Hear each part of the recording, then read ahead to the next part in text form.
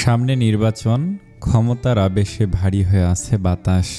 কায়রাব তাজওয়ার খান বিগত কয়েক সপ্তাহ ধরে প্রচুর দৌড়াদৌড়ির ওপরে আছে। বর্তমানে তুমুল ব্যস্ততায় কাটছে তার দিন। নির্বাচন মানে শুধু গণভোট নয়, তার বাঁচা মরার লড়াই, তার সম্মান আর অস্তিত্বের প্রশ্ন। এমপি পদে টিকে থাকতে হলে জনগণের ভোট দরকার, সাথে তাদের ভালোবাসা। এমপি হিসেবে যদিও কায়রাভের জেতার সম্ভাবনা বেশি, তবুও কায়রাভ রিস্ক নিতে চাচ্ছে না। তাই কায়রাভের দলবল উঠে পড়ে লেগেছে একদম আদা জল খেয়ে। কায়রাভের বিপক্ষে লড়ছে আলতাফ মির্জা সহ আরও অনেকে। তবে আলতাফ মির্জা বেশ শক্তিশালী পার্টি, সে ওত পেতেই আছে কায়রাভের ক্ষতি করার। আজকে কায়রাভের সমাবেশের খবর সে আগেই পেয়েছে এবং সেই অনুযায়ী তার পরিকল্পনা কায়রাব তাজওয়ার খানকে শেষ করে দেয়া। রাজনীতির ময়দান থেকে কায়রাব তাজওয়ার খানের সমাপ্তি তার উদ্দেশ্য, কারণ এই কায়রাব ছাড়া তাকে তার চালে মাত দিতে কেউ পারবে না। কাল রাতে আলতাফ মির্জা নিজের ঘরেই ছিল। মধ্য বয়স ছুঁই ছুঁই আলতাফ মির্জা গম্ভীর হয়ে সোফায় আধশোয়া হয়ে বসে আছে। সোফার মাথার পাশে এক হাত রেখে অন্য হাতে সিগারেটটা এমনভাবে ধরেছে যেন সেটাই তার ক্ষমতার সিম্বল। সামনের চুলগুলো সামান্য উঠে আসছে। যতই হোক, বয়স তো বাড়ছে, সেটা তো কমানো যাবে না। বয়সের দাবিকে কেউ অস্বীকার করতে পারে না, কিন্তু আলতাফ তা মেনে নিতে শিখেননি। বয়স বাড়ছে, তবুও নিজের পুরুষত্বের অহংকার তাকে ঘিরে রেখেছে। 48 ছুঁয়েছে তার বয়স, কিন্তু বিয়ে করেননি। সে বিয়ে নামে কোনো বন্ধনে নিজেকে আবদ্ধ করতে চায় না, কারণ সে জানে স্ত্রী সংসার প্রতিজ্ঞা এসব তার মতো লোকের কাছে নিষ্প্রয়োজন শেকল। পরিবার পরিজন কিছুই নেই তার মতে মানুষের দুর্বলতা বানানোই উচিত নয়, আর মানুষের সবচেয়ে বড় দুর্বলতা এই পরিবার। অবশ্য তার রাতের কাজকর্ম অব্যাহত থাকে না। তার রাতগুলো উন্মুক্ত, নোংরা, পাপের মতোই মুক্ত। নিত্য নতুন মুখ, নতুন শরীর, নতুন নারীর সঙ্গে তার দিন কাটে। তবে সব কিছু নির্ভীতে ঘটে, সব কিছু লুকোনো পর্দার আড়ালে। আলতাফ মির্জা তার অন্ধকার ভিতরটাকে লুকিয়ে রেখেছে, যা সমাজের কেউ দেখতে পাবে না, আর দেখতে পেলেও বলার সাহস পাবে না। জনগণের সামনে সে এক মুখোশ পরে, উন্নয়নমুখী, সদালাপী, লোকদরদি মানুষের। মাথা নুইয়ে সালাম দেয়, হাসি বিলায়, প্রতিশ্রুতি ছড়ায়, কিন্তু ব্যক্তি জীবনে সে সম্পূর্ণ বিপরীত, এক ভয়ঙ্কর চরিত্র যার আসল রূপ রাতের অন্ধকারে রাখে। চোখের সামনে ধোয়ার কুণ্ডলী পাকিয়ে উঠছে। আলতাফ ধোয়া ছাড়ে দীর্ঘশ্বাসে। আগামী দিনের নোংরা পরিকল্পনার আগে তার মস্তিষ্কের পরিকল্পনা সম্পর্কে আরও ভেবে নিতে চায়। তার চোখ দুটোতে ক্লান্তি আছে, কিন্তু তা সত্ত্বেও শিয়ালসুলভ বুদ্ধি তীক্ষ্ণ, ধারালো। সে হা করে ধোঁয়া ছাড়ছে। ধোঁয়ার মোটা অংশগুলো ছড়িয়ে পড়ে ঘরের কোনায়, অশুভ কোনো সংকেতের মতো। অবশ্য সে মানুষটা অশুভ। ইমতিয়াজের পোলা বহুত বাড়তেছে রে, ওরে সরাইতে হব রাস্তা থেকে, না হলে আমার চালে আমারে মাত দিব। আলতাফের কণ্ঠে ভারিক্কি ভাব। সামনে বসা দুটো ছেলের চোখে তখন আগুনের মতো জ্বলন্ত উচ্ছ্বাস। বলল, তাইলে কি করবো বস, উড়াই দেই? আলতাফ খ্যাক খ্যাক করে হাসে। শালা, উড়াবি ওরে এতই সোজা? শত্রুরে দুর্বল ভাবা মারাত্মক ভুল। কায়রা ভরে সহজভাবে নেয়া ঠিক হবে না, ওই বহুত চালাক। আগের বাপ কি করছিল ভুলে গেছস? দুটো ছেলে পরস্পরের দিকে তাকায়, আগ্রহ আরও বেড়ে যায়। তাইলে কন, কর্ম কি? এভাবে হাত পা গোটায় বৈশা থাকলে কি লাভ? আলতাফ ধীরে ধীরে আধা খাওয়া সিগারেটটা ছুঁড়ে ফেলে। আরেকটি মারাত্মক সিদ্ধান্ত সিলমোহর করছে মস্তিষ্কে। তারপর ঘাড় বাঁকিয়ে বলল, কাল ভাসানির পাশে সমাবেশ ওদের দলের। নিরিবিলি জায়গা না, ভিড় থাকবে, বিশৃঙ্খলা থাকবে। ওইখানেই মোক্ষম সুযোগ, কাজে লাগাতে হবে। সে সোফা থেকে দাঁড়িয়ে আঙুল তুলে ঘরের সব ছেলেপেলের উদ্দেশ্যে প্রতিধ্বনির মতো বলে ওঠে, দুইজনে রেডি থাকবি, আর কোনো পোলাপান নিবি না অযথা। তারপর তাক করে সোজা শুট, হা হা হা। খানিকটা বদ্ধ উন্মাদ হাসিতে ভরে ওঠে ঘর। পরিকল্পনা পাকাপুক্ত হয়েছে, এবার শুধু সুযোগ করা বাকি। এই আলতাব হলো কায়রাভের জাত শত্রু রাজনীতির মাঠে, সেই থেকেই শুরু। অন্য প্রান্তে কায়রাব তাজওয়ার খানের সকালটা অদ্ভুত শান্ত। কায়রাব বেরোবে সমাবেশে একটু পরে। বেরোনোর আগে ঘড়ির বেলটা সামান্য টেনে ঠিক করতে করতে খানিক গম্ভীর গলা ডাকে, কায়সি, আমার কোটটা দাও। কায়সি নিঃশব্দে এগিয়ে আসে, হাতে কোট নিয়ে চোখ নামানো তার।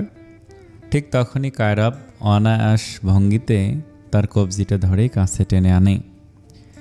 এইটা তার নিত্যদিনের কাজ। দুজনের মাঝের অদৃশ্য দূরত্বটুকু এক নিমেষে মিলিয়ে দেয় সে। কোটটা গায়ে তুলতে তুলতে মোলায়েম দৃঢ় কণ্ঠে বলে, মুখটা এমন বেজার করে থেকো না সবসময়। মানুষের কখন কি হয় বলা যায় না। প্রতিদিনের মতো আজও যাচ্ছি কাজে, এমন হলো নাও ফিরতে পারি। কায়সি চমকে তাকায়, চোখ দুটি দপ করে ওঠে। অস্থির হলেও নিজেকে সামলায়, তবুও সামনের মানুষটাকে বুঝতে না দিয়ে এক ধরনের ঠান্ডা বিদ্রূপ কণ্ঠে বলে, তাহলে আমার থেকে বেশি খুশি কেউ হবে না। কায়রাব থেমে যায়, অতঃপর ধীর ভঙ্গিতে খুব আস্তে কায়সির মুখ দুহাতের আজলায় তুলে নেয়। মেয়েটার অস্থিরতা টের পায় কায়রাব, মুখে বলে না। মেয়েটার কপালে নীরবে আলতো করে চুমু এঁকে দেয়, মলিন হেসে বলে, আমি মরে গেলে খুশি হবে? কায়সি ঠোঁট বাঁকিয়ে তস্ত্র বেগে তাকিয়ে বলে, শয়তানরা এত তাড়াতাড়ি মরে না। কায়রাব এবার সত্যি জোরে হেসে ফেলে, তবে হাসির কিনারায় একরকম ভার জমে আছে। মুখে বলল, না মরলেই ভালো, যদিও মরতে আমার ভয় নেই, ভয়টা অন্য জায়গায়। বোনটাকে নিয়ে, ছোট বাচ্চাটাকে নিয়ে, আর সবচেয়ে বেশি তোমাকে নিয়ে। আমি এই ভেবে ভেবে অস্থির হই যে আমি মরলে তোমায় এত ভালোবাসবে কে? কায়সি। কায়সি শ্বাস ফেলে ক্লান্ত ভঙ্গিতে, তারপর কণ্ঠে খাদ নামিয়ে বলে ফেলে, চাই না এমন ভালোবাসা চাই না। এই বলে সে ঘুরে দাঁড়ায়। দরজার দিকে হাঁটার সময় এই বসি কেউ দেখে ফেলবে ভেবে মাথা নিচু রাখে, নয়তো ভেঙে যাবে। তবু চোখ বেয়ে নেমে আসে এক ফোঁটা অশ্রুবিন্দু।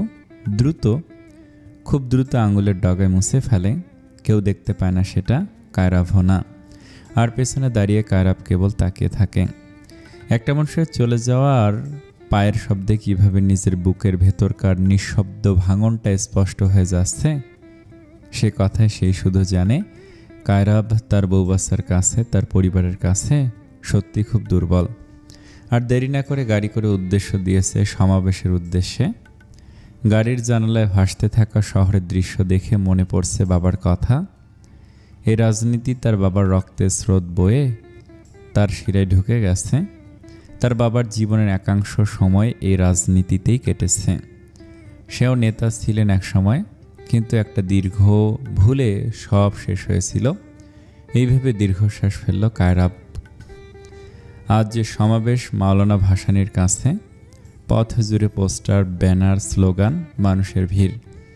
কায়রাবের গাড়ি যখন সামনে এসে থামে, তখন চারপাশটা এক রোমাঞ্চকর উত্তেজনায় থরথর করছে। দেহরক্ষীরা তার চারপাশ ঘিরে ধরে। গাড়ির দরজা খুলতে কায়রাব নামে। কোট প্যান্টে অদ্ভুত এক রাজকীয় স্থিরতা, মনে হচ্ছে যুদ্ধক্ষেত্রে নামা কোনো বংশীয় যোদ্ধা। মানুষ হাত নেড়ে চিৎকার করছে, কায়রাব ভাই, আমাদের নেতা। কায়রাব হাত নাড়াতে নাড়াতে যায় স্টেজে। আসার সময় কিছু মানুষের সাথে কুশল বিনিময় করে, তাদের খোঁজ খবর নেয়। সৎ থেকে যতটা কাজ করা যায় তা করে কায়রাব, তবে কিছু ক্ষেত্রে ক্ষমতার প্রয়োগ করতেই হয়। সকলের কাছে জনপ্রিয় কায়রাব।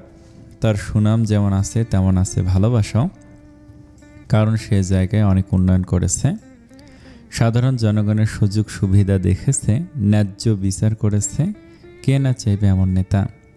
স্টেজ তৈরি, প্লাকার্ড সাজানো, মাইকে ফিডব্যাকের শব্দ। কায়রাব স্টেজে উঠে স্বভাবসুলভ হেসে চেয়ারে বসে পা তুলে রাখে। কোনো রাজা যেভাবে নিজের সিংহাসনে বসেছে এমন ভঙ্গিতে। দেহরক্ষীরা সতর্ক দৃষ্টিতে জনতার দিকে তাকিয়ে আছে। পাখির মতো শিকার খুঁজে বেড়ানো ওই দুই আততায়ীও ভিড়ের মধ্যে মিশে আছে কিনা তা কেউ জানে না। আজকের আকাশে রাজনীতি, হুমকি আর গোপন ষড়যন্ত্রের ঘন কালো মেঘ জমে আছে। কিন্তু কায়রাব অদ্ভুতভাবে স্থির। তার চোখের গভীর লুকিয়ে থাকে আগুন, যেই আগুন না থাকলে রাজনীতির মাঠে টিকে থাকা দায়। এবার কায়রাভের বক্তব্যের পালা। কায়রাভ সামনে এলেই ভিড়টা নিজে থেকে স্থির হয়ে যায়। বাতাসে ছিল একটা অদৃশ্য টান। সবাই অপেক্ষা করছে তাদের প্রাণপ্রিয় নেতার বক্তব্য শোনার জন্য। চারপাশে দাঁড়িয়ে থাকা মানুষ, দোকানের সামনে দাঁড়ানো তরুণেরা, কাজ থামিয়ে দূর থেকে তাকিয়ে থাকা সকলে চুপ করে। কায়রাভ মাইকের সামনে দাঁড়ালো। চোখে সেই পরিচিত দৃঢ়তা, কণ্ঠে এক অদ্ভুত শান্ত শক্তি। মৃদু হেসে ধীরে বলতে লাগলেন, ভাইরা আমার, আমি আপনাদেরই এলাকার ছেলে, চেনেন নিশ্চয়ই। আজ আপনাদের সামনে দাঁড়িয়ে যে কথা বলছি সেটা রাজনীতির উদ্দেশ্যে কোনো কথা নয়, এটা আমার অস্তিত্ব রক্ষার কথা। এক মুহূর্ত থেমে তিনি আমাদের মানুষের দিকে তাকালেন। প্রতিটি মুখ চিনে নিচ্ছেন। প্রথমে বলছি, রাজনৈতিক নেতা হওয়ার দরুন আপনাদের কথাই সবার আগে গ্রহণযোগ্য। আমরা আপনাদের জন্য নির্বাচিত হই, তাই আগে আপনাদের উন্নয়নের কথা বলি। সেটা শুধু রাস্তার ড্রেন বা আলোর নয়।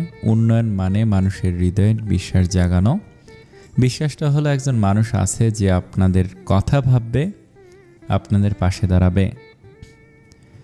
মহিলারা, বৃদ্ধরা, দোকানদার সবাই মনোযোগ দিয়ে শুনছে। কায়রাভ আবার বলল, আমি কায়রাভ তাজওয়ার খান, ক্ষমতার লোভে নয়, মানুষের কাছে দায়বদ্ধ হয়ে এই মঞ্চে দাঁড়িয়েছি।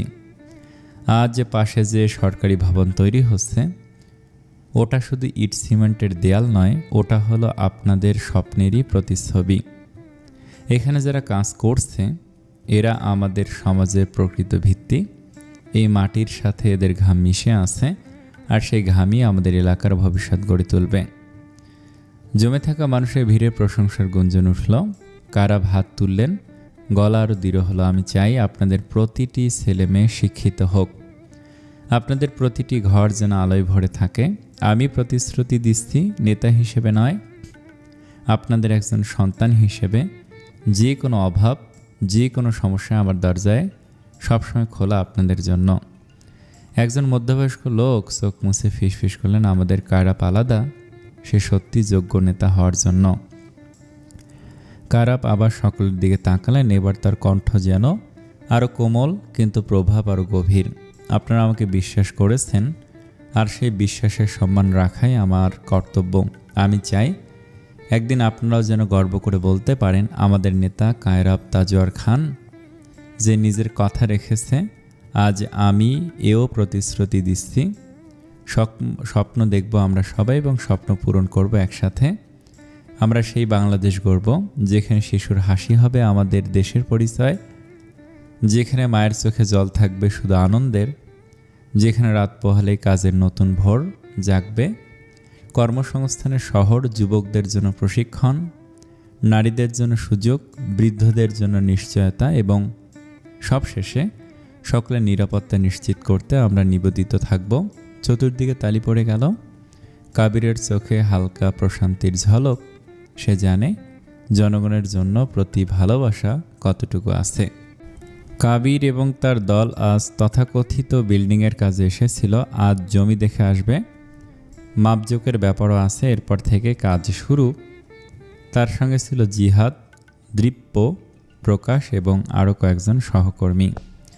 জমির দিকে এগোতে গেলে হঠাৎ তাদের চোখে পড়ল ভাসানীর পাশে কায়রাভের সমাবেশ। মানুষের ভিড়, উত্তাল ভাষণ আর স্টেজে উজ্জ্বল আলো, সবই এক নতুন আহ্বান শোনাচ্ছিল। জিহাদ হাঁটা থামিয়ে কাবিরের পাশ থেকে বলে, খারা কাবির, আগেই যাইস না, শুনে যে কথাগুলো ভালোই লাগে। কাবির কোনো উত্তরও দেয়নি। সেও থেমে দাঁড়ালো, তীক্ষ্ণ দৃষ্টি রেখেছিল সোজা স্টেজের দিকে, যেখানে কায়রাভ মানুষের মধ্যে আশ্রে পড়ছিল, কথা বলছিল শক্তি, তেজ আর অনুরাগের সঙ্গে। কাবির মৃদু হাসল। এদিকে তাদের দলের প্রকাশ তার উচ্ছ্বাস ছিপে রাখতে পারল না। উচ্ছ্বসিত হয়ে বলল, দেখিস, নেতা তো এই লোকেই হইব, মিলাই নিস। দেখ তো তেজ কি, এক্কেরে জ্বলন্ত আগুন। জিহাদও মাথা নাড়ল, বলল, আবার জিগায়, হেতি তো আগে আমাগো এমপি আসিল, এইবারও হইব, দেখিস। কাবিরও স্থিরভাবে দাঁড়িয়ে রইল। মনে মনে কায়রাভের প্রতিটি শব্দ, প্রতিটি কথাকে শুনল যতক্ষণ ছিল। শেষে একটা দীর্ঘশ্বাস ফেলল। এরপর কাবির সবার দিকে দৃষ্টি ঘুরিয়ে বলল, হইছে তো গহনা, এইগুলো সারাদিন চলবো, কয়দিন পরপরই দেখবিনি নির্বাচনের আগ পর্যন্ত ক্যাসাল হইব। এখন হয় আমাকে কাম তো আছে, ভুলে যাস না। এত ইচ্ছা থাকলে তোরা থাক, আমি জায়গা। জিহাদ মুখে হাসি নিয়ে বলল, আচ্ছা দাঁড়া বাপ, রাগিস না, ওই তোরা আয়া হন। তারা সবাই ধীরে ধীরে পা বাড়াতে গেলে আকস্মিক পরপর দুটি গুলির আওয়াজ শুনতে পায়। কাবির পাশ ফিরে তাকালে তার চোখ ঝাপসা হয়ে ওঠে। স্টেজের দিকে তাকে দেখল কায়রাভের বাহুতে পরপর গুলি লেগেছে, রক্ত ঝরে পড়ছে সাদা পাঞ্জাবির ওপর। কায়রাভ হাত দিয়ে অপর বাহু চেপে ধরে আছে, চোখ মুখ হিঁচে। এর মধ্যে সমাবেশে ছোটাছুটি শুরু হয়ে গেল। সব স্তব্ধ হয়ে গেল মুহূর্তেই। কাবির ইতিমধ্যেই হিমশীতল হয়ে গেছে, ভেতর থেকে সব রক্ত জমে হয়ে গেছে হিমে। কিন্তু ভয়, আতঙ্ক এবং ক্রোধ সবই একসাথে জেগে উঠল। কাবির নিজেকে সামলাতে পারল না আর। মানুষটা এত বড় ক্ষতি চোখের সামনে দেখবে কিভাবে? সব ভুলে হাত বাড়িয়ে সামনের দিকে ছুটে চিৎকার করে উঠল, ভাইজান। গলা কাঁপলো, অসহায় লাগলো, তবু ভেতরে এক অদম্য শক্তি জেগে উঠল। এই মুহূর্তে কাবিরের বোধশক্তি লোপ পেয়েছে। কাবিরের চিৎকার সমাবেশের ভিড়েও প্রতিধ্বনিত হলো। তার হৃদয়ে শুধু ব্যথা নয়, এক অদম্য অগ্নি জ্বলে উঠল, যা তাকে কোনো বাধা মানতে দেয় না। এক ছুটে ভিড়ের ভেতর ঢুকে পড়ে, সবাইকে ঠেলেই এগিয়ে যেতে লাগলো সামনে। কায়রাভকে হাসপাতালে নিয়ে যাওয়া হলো তৎক্ষণাৎ। সঙ্গে কাবিরও ছিল। গাড়ির পেছনের সিটে কায়রাভকে ধরে বসেছিল কাবির, দু হাতের জাপটে।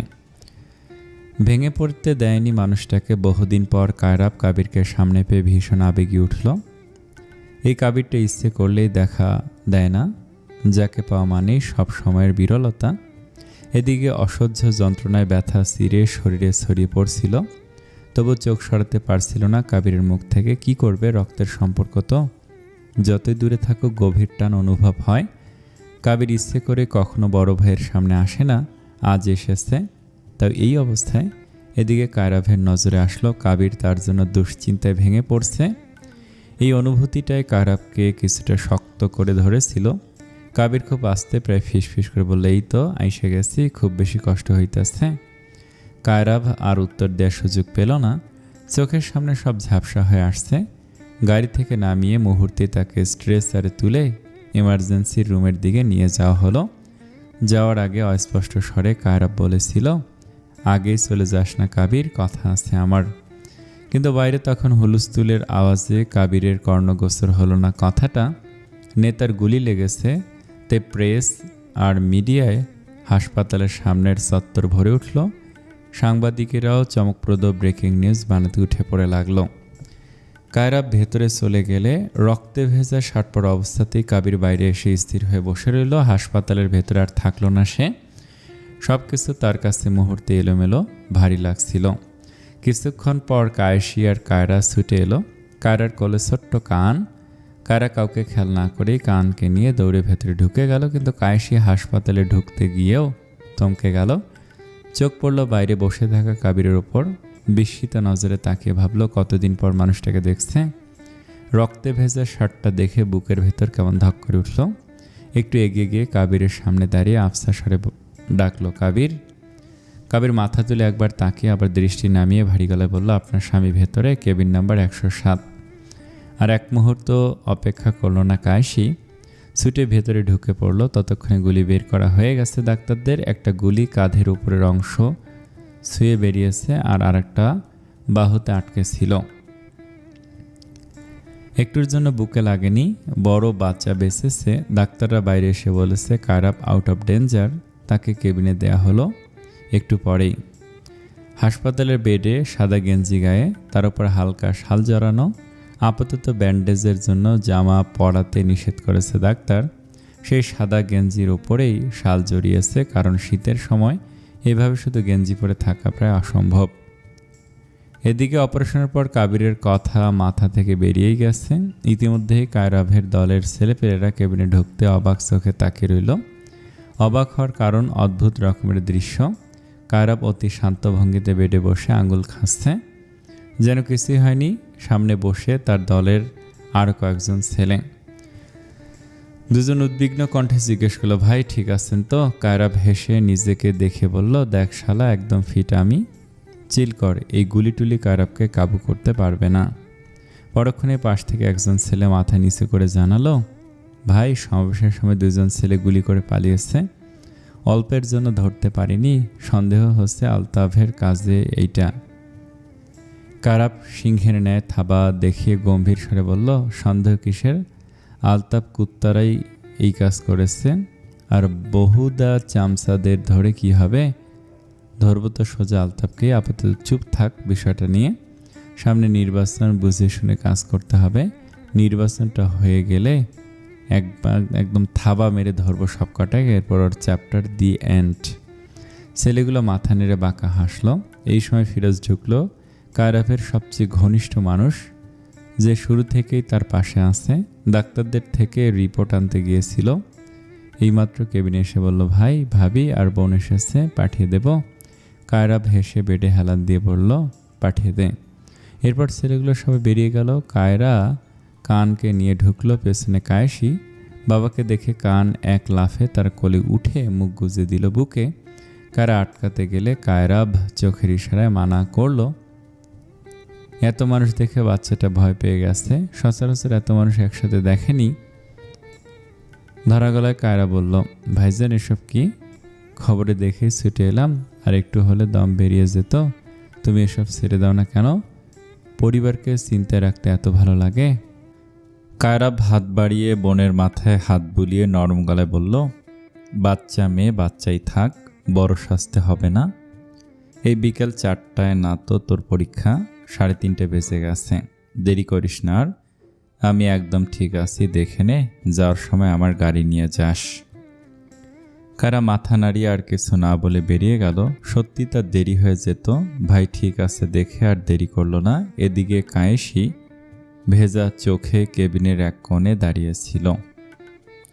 কায়রা ইশারায় কাছে ডাকলো। কায়েসি এগিয়ে এসে বেডের পাশে বসলো অতি ধীর ভঙ্গিতে। কায়রা মৃদু হেসে বলল, তোমার দোয়া কবুল হতে হতেও হলো না, আফসোস। কায়েসি এতক্ষণ চুপ থাকলেও আর পারল না। সবসময় এই লোক তাকে চেতিয়ে দেবেই, তাই তীব্র কণ্ঠে বলল, আপনি আসলে কি চান? আমাকে বারবার কষ্ট দিয়ে কি এত পৈশাচিক শান্তি পান? বাচ্চাটা টিভিতে আপনাকে রক্তাক্ত দেখে কেঁদে বাবা বাবা বলে চিৎকার করছিল। জানেন কি অবস্থা হয়েছিল আপনাকে ওভাবে দেখে? কায়রাব কিছু না বলে কানের পিঠে হাত বুলিয়ে মাথায় চুমু দিয়ে বলল, এই তো বাবা, ঠিক আছে আমি। এই যে দেখেন, একদম ফিট অ্যান্ড ফাইন। কান বাবার গলা জড়িয়ে চুপচাপ বসে রইল, কথা বলল না কোনো। বাচ্চাটা সত্যি ভয় পেয়েছিল বাবাকে ওভাবে দেখে। কেবিনের ভেতর নীরবতা জমে রইল খানিকক্ষণ সময়। নীরবতা ভেঙে কথা বলল কায়রাব নিজেই, সবার অবস্থা তো শুনলাম, তোমার কথা বলো। কায়েসি সে কথা বেমালুম অগ্রাহ্য করে শান্ত গলায় বলল, কানকে আমার কোলে দিন, মনে হয় ঘুমিয়ে পড়েছে, আপনার ব্যথা লাগবে কাঁধে, দিন আমায় ওকে। কানকে কায়েসির কোলে তুলে দিয়েই কায়রাব ক্ষুব্ধ চোখে তাকালো। গলার স্বরটা তীক্ষ্ণ হয়ে উঠল, কথা এড়িয়ে যাচ্ছ কেন? তুমি ভয় পেয়েছিলে তাই না? আমার জন্য কেঁদেছিলে? কায়েসি কানকে বুকের কাছে জড়িয়ে রেখে ফিসফিস করে বলল, আস্তে কথা বলুন, বাড়িতে গিয়ে কথা হবে, এখানে দয়া করে সিন ক্রিয়েট করবেন না। কায়রাব অস্থির হয়ে উঠল, সিন ক্রিয়েটই করব? কারো পরোয়া করি না আমি, আমার উত্তর চাই। আমার চোখ ভেজা ছিল কেন? কি ভেবেছ আমি দেখিনি? কায়েসি ঠান্ডা স্বরে বলল, আশ্চর্য, বাচ্চাদের মতো জেদ করছেন কেন, শুনতে চান? সহানুভূতি, উত্তর পেয়েছেন তো? সহানুভূতিতে কেঁদেছি। 4 বছর শত্রুর সাথে সংসার করলাম, মায়া তো জন্মাবেই তাই না? ওই মায়াতেই কেঁদেছি। কায়রাব এই মেয়ের একগুঁয়েমিতে অবাক হয়ে যায় মাঝে মাঝে, তবু মুখে কিছু না বলে কানকে কায়েসির কোল থেকে নিয়ে নিজের পাশে মাথায় বালিশ দিয়ে শুয়ে দিল। তারপর কায়েসিকে টেনে এনে কোমরে হাত রাখল। তাহলে কান, তোমার লজিক অনুযায়ী আকাশ থেকে পড়েছে অবশ্য। তোমার সেই সিক্রেটটা আমি জানি, বাকিরা জানে না। নাও, আবার শুরু হয়ে গেছে এই লোক। কায়েসি নিজেকে ছাড়ানোর চেষ্টা করতে করতে বলল, সিক্রেট মানে কিসের সিক্রেট? কায়রাব দুষ্টু হাসি ঠোঁটে এনে কায়েসের কানের কাছে ঝুঁকে পড়ল।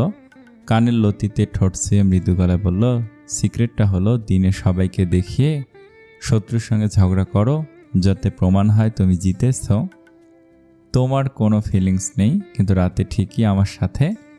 আর কিছু বলার আগে কায়েসি ধাক্কা দিয়ে তাকে সরিয়ে দিল।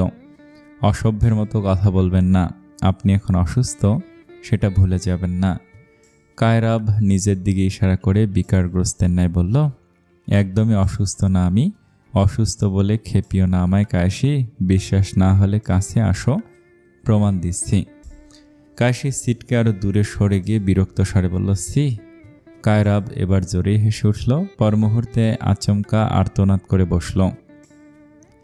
কায়েসি এবার সব ভুলে হন্তদন্ত হয়ে একদম কাছে এসে আতঙ্কিত কণ্ঠে বলল, কোথায় ব্যথা হচ্ছে? এজন্যই তো বলি চুপ করে থাকুন, দাঁড়ান, ডাক্তারকে ডাকি। কায়রাব তার হাত টেনে নিজের কোলে বসিয়ে দিয়ে কায়েসির বুকে মাথা রেখে শ্বাস ফেলে বলল, কোথাও ব্যথা নেই, শুধু কিছুক্ষণ আমাকে জড়িয়ে রাখো, অনিচ্ছুক হলেও ঘৃণা হলেও।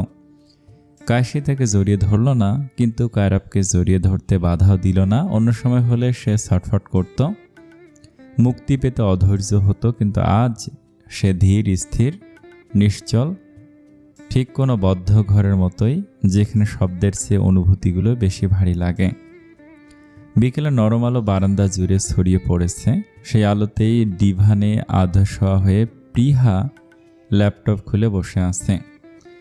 স্ক্রিনের পর্দায় চলছে কবির সিংয়ের মুভি, যেখানে দেখা যাচ্ছে শাহিদ কাপুরের অস্থির ভালোবাসার উন্মাদ রূপ। আর ল্যাপটপের পাশে রাখা কাপে চায়ের ধোঁয়া ধীরে ধীরে মিলিয়ে যাচ্ছে বাতাসে। প্রীতিশা ভার্সিটি থেকে ফিরে গোসল সেরে বেরোয়।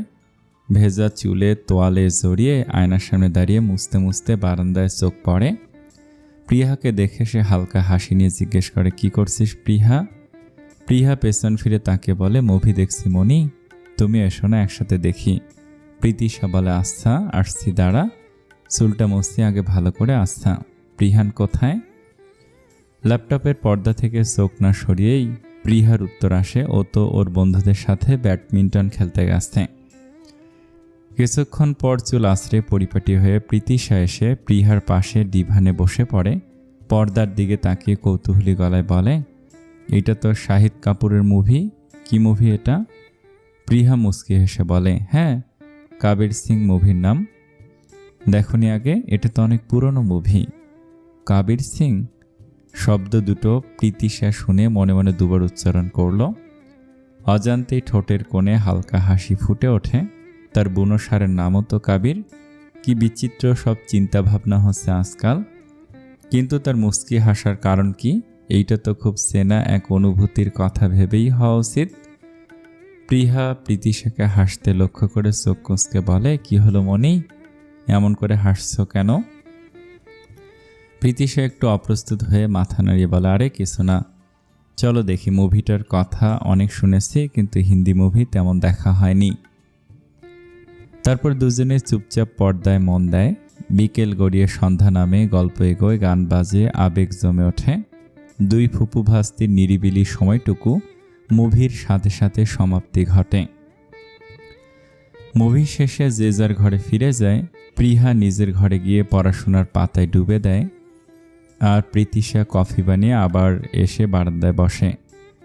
কফির কাপে ঠোঁট ছোঁয়াতে ছোঁয়াতে তার মনটা কোথায় যেন সরে যায়। তার তথাকথিত বুনো ষাঁড়টার কাছে, নতুন সৃষ্ট হওয়া অনুভূতির কাছে। অলিক ভাবনার মাঝে হঠাৎই নিচ থেকে কিছু চেঁচামেচির আওয়াজ উঠে আসে, যার কারণে প্রীতিশার ধ্যান সে মুহূর্তে ভেঙে যায়। দোতলা বারান্দার রেলিং ধীরে ছুঁয়ে সে নিচে তাকায়। তাদের বাড়ির সামনের রাস্তায় ছোট্ট এক চায়ের দোকান, আর সেই দোকানের সামনেই কিছু লোক জড়িয়ে পড়েছে। ঝগড়া চলছে, পাওনা আদায়ের ঝগড়া। কথাগুলো স্পষ্ট শোনা যাচ্ছে, তাই বুঝল প্রীতিশা যে ঝগড়াঝাটি চলছে।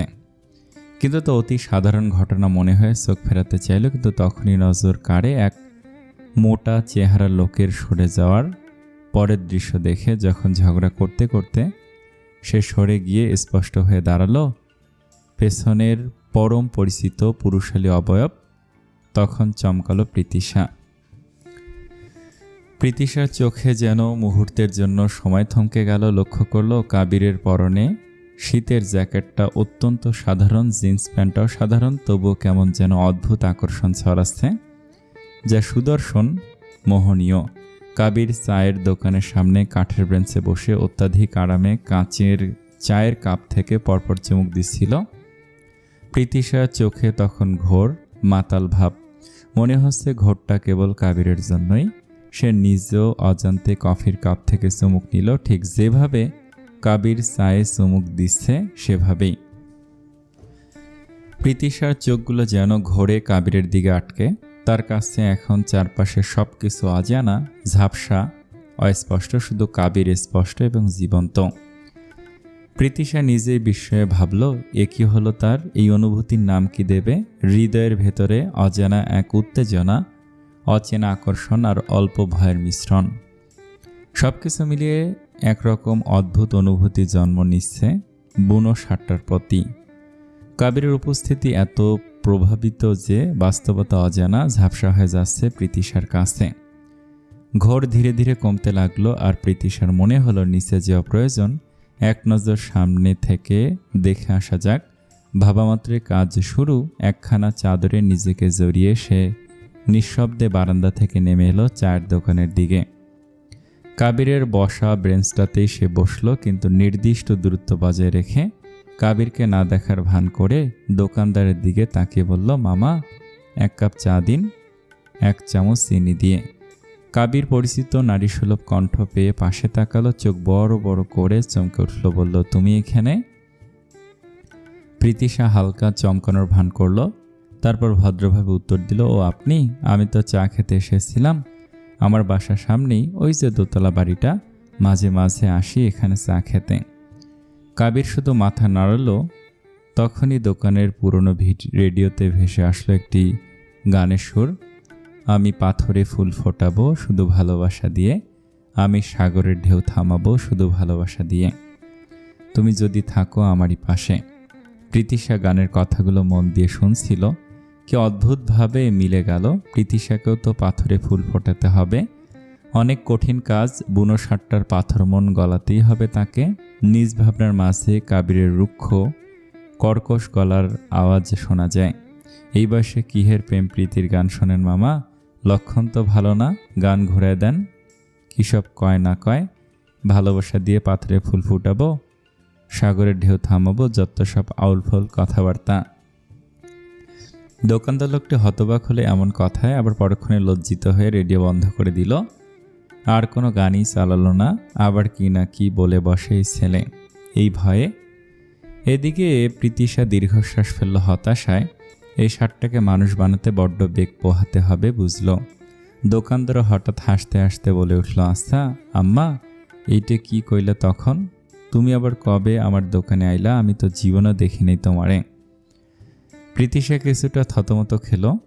ধরা খেয়েছে বোঝা আসছে। কাবির সরু চোখে ঘাড় বাঁকিয়ে তাকালো, আর প্রীতিশা ধরফড়িয়ে বলে উঠল, আরে মামা, আপনি তখন ছিলেন না বোধহয়, মানে আমি যখন চা খেতে আসতাম।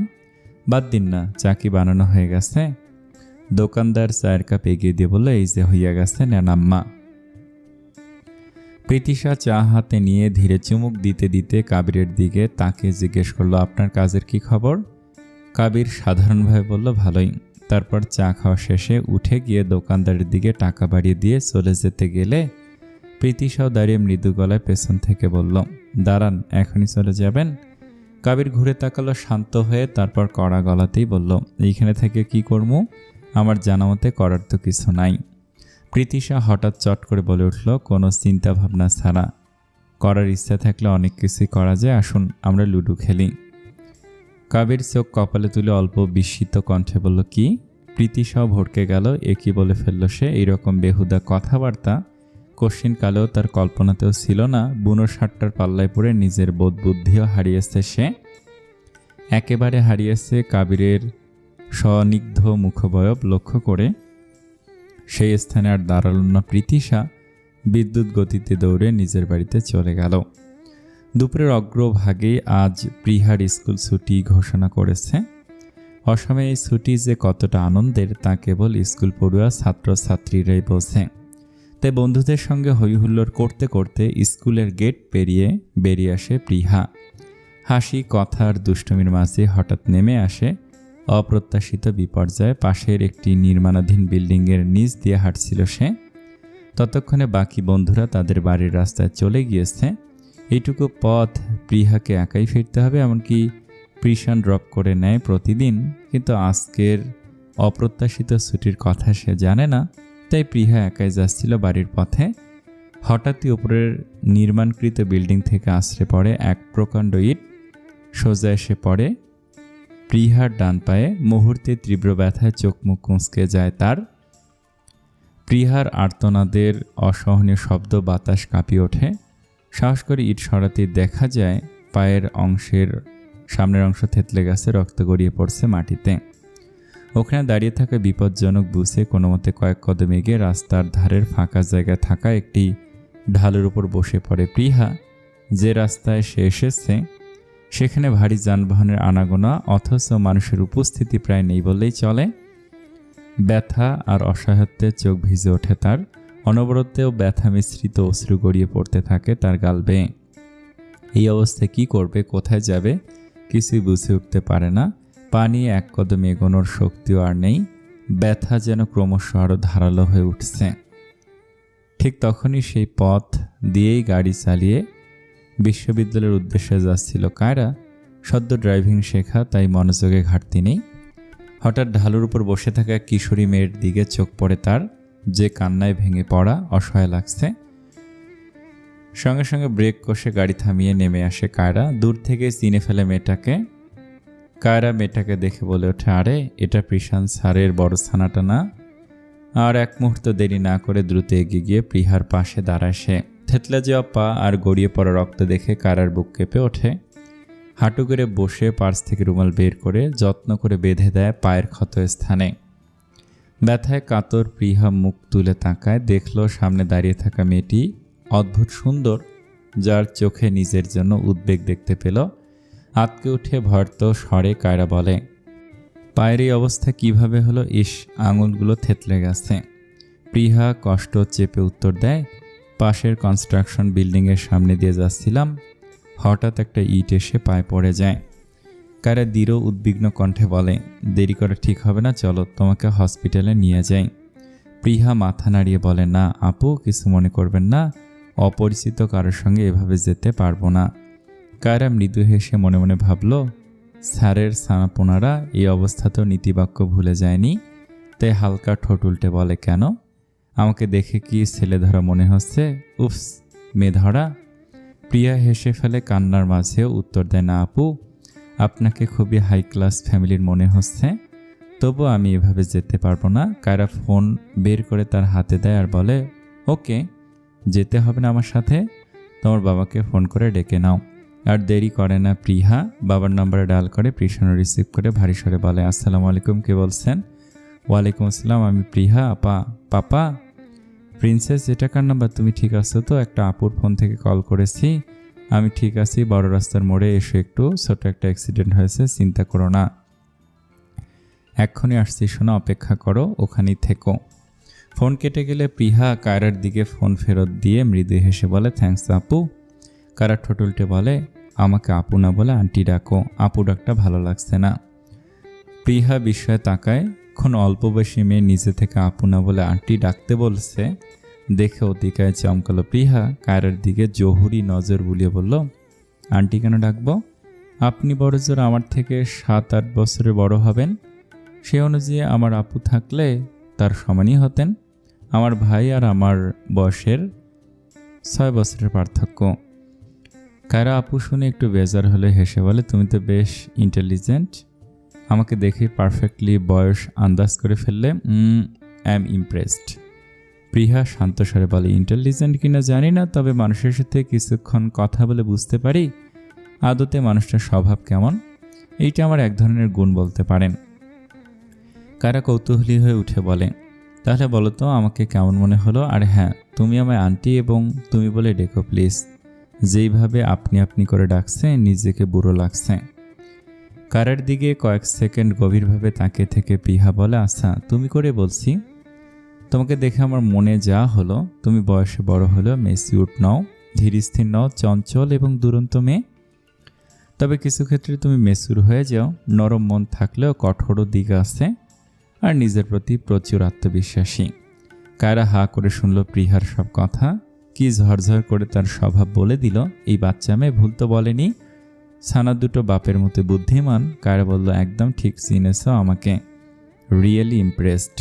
ততক্ষণে প্রিশান গাড়ি নিয়ে চলে এসেছে। গাড়ি থেকে নেমে এসে প্রিহাকে বসে থাকতে দেখে দৌড়ে গিয়ে জড়িয়ে ধরে। প্রিশান বলে, আল্লাহ, পায়ে কি হয়েছে? প্রিহা বাবাকে আশ্বস্ত করে বলে, অস্থির হয় না পাপা, ইট পড়েছে পায়ে, তাই বসেছিলাম এখানে। এখন এই আন্টি আমাকে সাহায্য করেছে তোমাকে ফোন করতে। প্রিশান পাশে এতক্ষণ দেখেনি। প্রিহার কথায় ঘুরে তাকিয়ে দেখে কায়রাকে। কায়রা তো আগে থেকে তাকিয়ে বাবা মাকে দেখছিল মন ভরে। প্রিশান রাগী চোখে তাকিয়ে বলে, তুমি এখানে কি করছো? প্রিহা অবাক হয়ে দুজনকে দেখে বলে, তোমরা কি পরিচিত পাপা? প্রিশান সংক্ষেপে উত্তর দেয় মেয়েকে, অল্প পরিচিত স্টুডেন্ট হয়। কায়রা আলতো হাসল, অতঃপর প্রিহাকে বলিষ্ঠ বাহু দ্বারা কোলে তুলে নিল প্রিশান। প্রিশান বেশ শক্ত সামর্থ্য পুরুষ, তাই কোনো কিছু না ভেবে মেয়েকে কোলে নিয়েছে অনায়াসেই।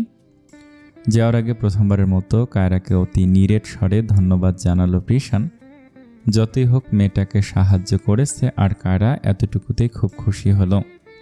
প্রিহাকে গাড়িতে বসিয়ে প্রিশান গাড়ি স্টার্ট দিতেই প্রিহা গাড়ির জানালা দিয়ে মুখ বাড়িয়ে বলল, আন্টি, একদিন আমাদের বাসায় আসবে কিন্তু, তোমার সাথে পরিচিত হয়ে ভালো লেগেছে। কায়রাও হেসে হাত নাড়িয়ে বলল, অবশ্যই আসবো, আমাকে তো আসতেই হবে, সাবধানে যেও বাই। প্রিহা প্রত্যুত্তরে বাই বলা মাত্রই প্রিশান গাড়ি ছাড়ল। গাড়ি সরে গেলে কায়রা দাঁড়িয়ে থাকে কিছুক্ষণ। কায়রার হেয়ালি কথা কর্ণগোচর হয়েছিল প্রিশানের, তবে চুপ থেকেছে মেয়ের কথা ভেবে। কায়রাকে জাস্ট সহ্য করতে পারে না প্রিশান, একেবারেই না। জেনে শুনে নিজের পায়ে কুড়াল কেউ কী করে মারে, তাই এই মেয়ের থেকে শেখা উচিত। অতি অবান্তর একটি মেয়ে, নিরর্থক ফ্যান্টাসি নিয়ে পড়ে আছে, যে অবাস্তব অসম্ভব। গাড়িটা দৃষ্টিসীমা পেরিয়ে যাওয়ার পর কায়রা দুহাত মাথার পেছনে হালকা হেসে বলল, ভালোবেসে কতই না নির্লজ্জ উপাধি পাচ্ছি, তো কি ভালোবাসা ছাড়ছি না স্যার। এরপর কায়রা নিজের গাড়িতে বসে ড্রাইভিং করতে করতে সুমধুর কণ্ঠে 2 লাইনের গানের সুর তুলে, যা বাতাসে ভেসে যায়। মনটা কথা শোনে না, তোর কাছে ছুটে আসে, তাই তো পড়ে আসি তোর পাড়ার আশেপাশে। বিকেলের আলো সোনালি হয়ে উঠেছে ক্রমশ। প্রিশান প্রিহাকে নিয়ে হাসপাতালে গিয়ে ট্রিটমেন্ট করিয়ে বাসায় নিয়ে এসেছে। বিকেলে প্রিহাকে প্রিশান কোলে করে আনছে, তা দেখে হন্তদন্ত হয়ে ছুটে আসে প্রীতিশা। ভাইয়া, প্রিহার পায়ে কি হয়েছে, আর তোমরা এভাবে কোত্থেকে এলে? উদ্বিগ্ন স্বরে বলল প্রীতিশা। প্রিশান শ্বাস ফেলে বলল, ইট পড়ে পা থেতলে গিয়েছিল, আমি তো ভয় পেয়ে গিয়েছিলাম। হাসপাতালে নিয়ে গেলে ডাক্তার বলল সব ঠিক হয়ে যাবে, হাড়ে সামান্য ক্ষয় হয়েছে কিন্তু ভাঙেনি, আস্তে আস্তে সেরে যাবে। প্রীতিশা অবলীলায় প্রিহার পাশে বসে গেল। প্রিহার হালকা হেসে বলল, মনি, আমি ঠিক আছি, সেরে যাব, তুমি প্যানিক করো না। প্রীতিশা প্রিহার মাথা বুকে ঠেকে বলল, ভাইয়া, আমি রান্না করে রেখেছি, তুমি ফ্রেশ হয়ে এসো, আর প্রিহা, তোকে আমি খাইয়ে দিচ্ছি, বসে থাক তুই। প্রিশান মাথা নাড়িয়ে ঘরে চলে গেল। প্রীতিশা ভাইয়ের জন্য টেবিলে ভাত বেড়ে রাখলো, উপরে ঢাকনা দিয়ে। আরেকটা প্লেটে প্রিহার জন্য ভাত এনে সোফায় বসে প্রিহাকে খাওয়াতে খাওয়াতে বলল, ভেবেছি আজ তোকে নিয়ে কেনাকাটা করতে যাব, নবীন বরণের জন্য চুড়ি গাজরা কিনবো। এ কি হয়ে গেল বলতো? প্রিহা খেতে খেতে হালকা গলায় বলল, তুমি একটা কাজ করো, প্রিভানকে নিয়ে চলে যাও, না হলে তো আমি যেতাম। প্রীতিশা হালকা বিরক্তি নিয়ে বলল, না থাক, যেতে ইচ্ছে করছে না। প্রিহা অচঞ্চল ভঙ্গিতে বলল, মনি, তুমিও না সত্যি এখন কি এই ছোট্ট ব্যাপারের জন্য সব বন্ধ করে রাখবে? যাও, তুমি কেনাকাটা করে এসো। ততক্ষণে প্রিশান ড্রেস চেঞ্জ করে সাদা শার্ট আর আরামদায়ক ট্রাউজার প্যান্ট পরে ঘর থেকে বের হলো। তার চওড়া কাঁধ আর শক্তপোক্ত দেহের ভঙ্গি দেখলেই বোঝা যায় দিনের ক্লান্তি থাকা সত্ত্বেও সে অচঞ্চল। মুখে লেগে থাকা পানির কণা তোয়ালে দিয়ে মুছতে মুছতে ধীরে ধীরে এগিয়ে আসে। একটা চেয়ারের ওপর তোয়ালেটা রেখে খাবার টেবিলে বসে পড়ে। আপাতত খুব জোর খিদে পেয়েছে তার। পিঠ সোজা রেখে পা একটু আরামপ্রদভাবে ছড়িয়ে বসে ব্যস্ত ভঙ্গিতে খাওয়া শুরু করে। চোখে সামান্য অবসাদ, কিন্তু মুখে সব সময়ের মতো শান্তি আর স্বাভাবিকতা। খাওয়ার মাসি বলল, কি কেনাকাটা করার কথা হচ্ছে? প্রীতিশা উঠে প্রিহার কাছে এগিয়ে ভাত নিয়ে এলো। বলল, কাল আমাদের ভার্সিটিতে নবীন বরণ, আজ প্রিহার সঙ্গে কেনাকাটা করার কথা ছিল, কিন্তু হয়তো ভাগ্যই চাইল না। খেতে খেতে প্রিশান হেসে বলল, প্রিভানকে নিয়ে চলে যা, তুই বাড়িতে বসে থাকলে কি ওর পা ঠিক হয়ে যাবে? প্রিহা তা শুনে বাবার সাথে তাল মিলিয়ে হালকা হেসে বলল, এইটা এতক্ষণ ধরে বোঝাচ্ছিলাম মনিকে। প্রীতিশা দীর্ঘশ্বাস ফেলে। প্রিহা প্রিভানকে ডেকে বলল, প্রিভ, বাইরে আয়, সারাদিন এত গেম খেলিস, একটু বাইরে বের হ গাধা। প্রিভান বের হয়ে আসতেই নিজের আপুকে দেখে চমকে ওঠে। কিছু বলতেই যাবে, তার আগে প্রিহা দ্রুত বলে উঠল, কিচ্ছু হয়নি, ছোট্ট অ্যাক্সিডেন্ট, জাস্ট রিল্যাক্স। আগে আমার কথা শোন, মনিকে নিয়ে মার্কেটে যা, কিছু কেনাকাটা করবে মনি। প্রিহার পাশে বসে স্বাভাবিকভাবে বলল, সে না হয় যাব, তোর কিছু লাগবে না? তোর জন্য কি আনবো বল? চকলেট খাবি? ডার্ক চকলেট আনবো, তোর তো পছন্দ। প্রিহা ভুরু উঁচিয়ে হেসে বলল, বাহ, বোনের প্রতি এত কেয়ারিং ভাব দেখাচ্ছিস যে, ঝগড়ার মুড নেই নাকি আজ? প্রিশান খেতে খেতে বাচ্চাদের খুনসুটি দেখছিল আর হাসছিল আড়ালে। এত বড় হয়েছে, তাও এরা শোধরাবে না।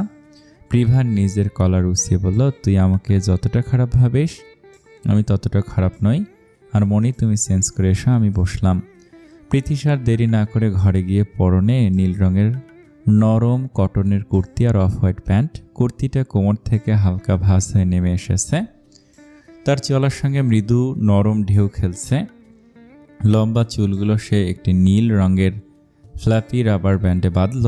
আর এই কুর্তিটা গত মাসে নিজের টিউশনের টাকা থেকে কিনেছিল, তবে সেভাবে আর পরা হয়নি। আয়নার সামনে দাঁড়িয়ে চোখে হালকা বোল্ড করে কাজলের রেখা টানল। তার সাজসজ্জা ছিল পরিমিত, তবুও নজর করা। দুই প্রান্ত থেকে গায়ে জড়ানো চাদর তাকে এক ধরনের কোমল আবরণ দিয়েছে। শীতের চাদর ছাড়া বের হওয়াই যাবে না। আর অবশেষে ঘর থেকে বের হওয়ার সময় হাতে নিল ছোট্ট পার্স। প্রীতিশা প্রিভানকে বলল, চল, রেডি আমি। প্রিভানও উঠে দাঁড়ালো। এরপর প্রীতিশা প্রিভানকে নিয়ে বেরোতে বেরোতে বলল, ভাইয়া। প্রিহা, আমরা এলাম। প্রিশান শান্ত স্বরে বলল, সাবধানে যাস, আর সন্ধ্যার আগে ফিরবি। প্রীতিশা হালকা মাথা নাড়ল, ওকে ভাইয়া। প্রীতিশা একে একে শহরের ছোট বড় সব রকম দোকানগুলোতে ঘুরছিল। প্রতিটি চুরির প্রতি চোখ আটকে রাখল। মন তো কোনো চুরি খুঁজে পাচ্ছিল। নীল শাড়ি আর গাজরা কিনেছে সেই কখন, অথচ চুরি খুঁজতে গিয়ে যেন তার ধৈর্যের পরীক্ষা শুরু হলো। প্রিভান পাশে হাঁটতে হাঁটতে হালকা হতাশা নিয়ে বলল, মনি, বুঝেছি তোমার পছন্দসই চুরি এই পৃথিবীতে নেই। প্রীতিশা ঠোঁট উল্টে হেসে বলল, এভাবে হতাশ করিস না, চল আর একটু দেখি, সামনে যেতে থাকি, আয়। প্রিভান প্রীতিশার পেছন পেছন হেঁটে হতাশ গলায় বলল, সামনে সামনে করতে পুরো টাঙ্গাইল শহর ঘুরলাম তোমার জন্য, কিন্তু মনি এবারও। প্রীতিশা প্রিভানকে পুরো কথা বলার আগে সামনের দোকানের একটি চুরির বক্স দেখে উচ্ছ্বসিত হয়ে বলল, ওই দেখ, ওই চুরিগুলো দেখেছিস? প্রীতিশার চোখ হঠাৎ ঝলমল করতে লাগলো। সামনের দোকানের কাঁচের বক্সে ঝলমল করছে এক বক্স নীল গাজরা চুরির সেট। তার শাড়ির রঙের সঙ্গে যেন পারফেক্টভাবে মিল। খুশির চোটে দৌড়ে সে এগিয়ে গেল। হৃদয় দ্রুত ধুকপুক করছিল, হাত দিয়ে স্পর্শ করবে, তার ঠিক আগ মুহূর্তে হঠাৎ আরেকটি নারীসুলভ কোমল সরু হাত তার আগেই চুরির বক্সটি তুলে নিল। প্রীতিশার চোখ বিস্ময়ে ফেটে গেল। চুপচাপ দোকানের ভিড়ের মধ্যে থেকে সে চুরিগুলোর দিকে তাকিয়ে রইল মলিন চোখে। আর মৃদু হৃৎকম্পনে মনে হলো কেউ যেন তার একচ্ছত্র স্বপ্ন যত্ন করে ভেঙে দিল। কেউ কেউ জানে তার চোখে কতটা উজ্জ্বল আশা জ্বলছিল ওই চুরিগুলো দেখে। প্রীতিশা তাকিয়ে দেখল সামনে থাকা নারীটির কোলে বছর তিনেকের ছোট্ট ছেলে শিশুর ছোট হাত দুটো মায়ের গলায় জড়িয়ে চোখে কৌতূহল আর নির্ভেজাল আনন্দ নিয়ে দোকানের লাইটিং দেখছে সে। আর না বললেই নয়, সামনে থাকা নারীটি অত্যন্ত সুন্দরী, যাকে বলে অনাবিল সৌন্দর্যের প্রকাশস্বরূপ। শাড়ির পরার ভঙ্গিটা অতি নিখুঁত মার্জিত। পাতলা ফর্সা গড়নের শরীরে কমলা রঙের শাড়িটি চমৎকারভাবে ফুটে উঠেছে। সেই নারীটিও প্রীতিশার দিকে তাকালো এবং হালকা বিজরা হাসি খেলল চোখে। মৃদু কোমল কণ্ঠে মিষ্টি হেসে বলল, একটু যে দেরি করে ফেললে তুমি। প্রীতিশা তাকে দেখল সামনে থাকা নারীটির কোলে 3 বছরের ছোট্ট শিশুর ছোট হাত দুটো মায়ের গলা জড়িয়ে। সেই নারীটি আর কেউ নয়, কাশি ছিল। বিকেলের সময় ছেলেটা বায়না ধরেছিল স্ট্রবেরি জুস খাবে। বাড়িতে নানান রকম জুস রাখা থাকে বটে, কিন্তু কালই সব শেষ হয়ে গেছে। উপায় না দেখে কাশি ছেলেকে সঙ্গে করে বেরিয়ে পড়ল। তাছাড়া কানের স্বভাবই এমন, মাকে ছাড়া সে কোথাও যেতে চায় না, তাই অন্য কারো হাতে দায়িত্ব ছেড়ে দেওয়ার প্রশ্ন ওঠে না। কাশি নিজেই কানকে নিয়ে মলে গেল। স্ট্রবেরি জুস তো নিলই, সঙ্গে আরও 2 রকম জুস আগে ভাগে কিনে রাখলো। ছেলেটার ছোট হাতে 1 বোতল স্ট্রবেরি জুস ধরিয়ে দিয়ে তাকে কোলে নিয়ে নিউ মার্কেটের দিকে যায়। অনেকদিন পর নিজে সামান্য কেনাকাটায় মন দিল। এটা সেটা দেখতে থাকে। দেখতে দেখতে দোকানের এক কোণে ঝুলে থাকা কাঁচের বক্সের নীল গাজরা চুড়িগুলোর দিকে কাশির চোখ আটকে যায়। আলোয় ঝলমল করা নীল রংটা তার মন ছুঁয়ে গেল হুট করে। খানিক দ্বিধার পর না ভেবেই চুড়িগুলো তুলে নিল সে। কিছু রং, কিছু মুহূর্ত নিজের জন্য রেখে দিল। সময় হয়ে ওঠে না নিজেকে খুশি করার। না চাইতেও সংসারে ব্যস্ততার দিন ফুরোয়। প্রীতিশা ঠোঁট উল্টে ভরাক্রান্ত মনে চুড়িগুলোর দিকে তাকিয়ে রইল। চোখের মলিনতা স্পষ্ট, ওগুলো পাওয়ার আশা সে মন থেকে মুছে ফেলেছে। তবু নারীটির কথার জবাবে কণ্ঠে কোনো অভিযোগ আনল না। শান্ত সংযত স্বরে শুধু বলল, কোনো সমস্যা নেই, আপনি আগে নিয়েছেন তাই অগ্রাধিকারও আপনারই। কাশি হালকা হেসে চুরির বক্সটা প্রীতিশার নিকটে এগিয়ে দিয়ে বলল, চুরি জিনিসটা পছন্দ করে না এমন মেয়ে খুবই কমই আছে। তোমার চোখ বলছে এইগুলো তোমার কতটা পছন্দ হয়েছিল, তুমি নিতে পারো। আমার তো চুরি খুব একটা পড়া হয় না, নিয়েই বা কী করবো, সাজগোজ ছেড়ে দিয়েছি বহুদিন হলো। শেষ কথাটা মলিন হেসে বলল কাশি। প্রীতিশা ভদ্রতার আড়ালে সামান্য অস্বস্তি লুকে রেখে বলল, আপনি মাশাআল্লাহ দেখতে অনেক সুন্দর, সাজগোজের প্রয়োজন নেই। আর আপনি রাখুন চুড়িগুলো, আমি অন্য কিছু দেখছি। কিন্তু কাশি আর আপত্তি মানল না। জোর করে প্রীতিশার হাতে বক্সটা গুঁজে দিয়ে হাসি মুখে বলল, আর ফর্মালিটিস করো না মেয়ে, ছোট মানুষ, ছোটোর মতোই থাকো, এগুলো তুমি নাও। আর না বলতে পারল না প্রীতিশা। এমনিতেই চুড়িগুলো চোখে লেগে থাকার মতো লোভ সামলানো দেয়। ততক্ষণে যতটুকু ভদ্রতা দেখানো যায় দেখিয়েছে, এবার নিয়ে নিলেই বা ক্ষতি কি। হালকা হেসে বলল, অনেক ধন্যবাদ আপু। তারপর পাশে কায়েশির কোলে থাকা বাবুটার গালে আদর করে হাত বুলিয়ে জিজ্ঞেস করলো, এই যে কিউট বাবু, নাম কি তোমার?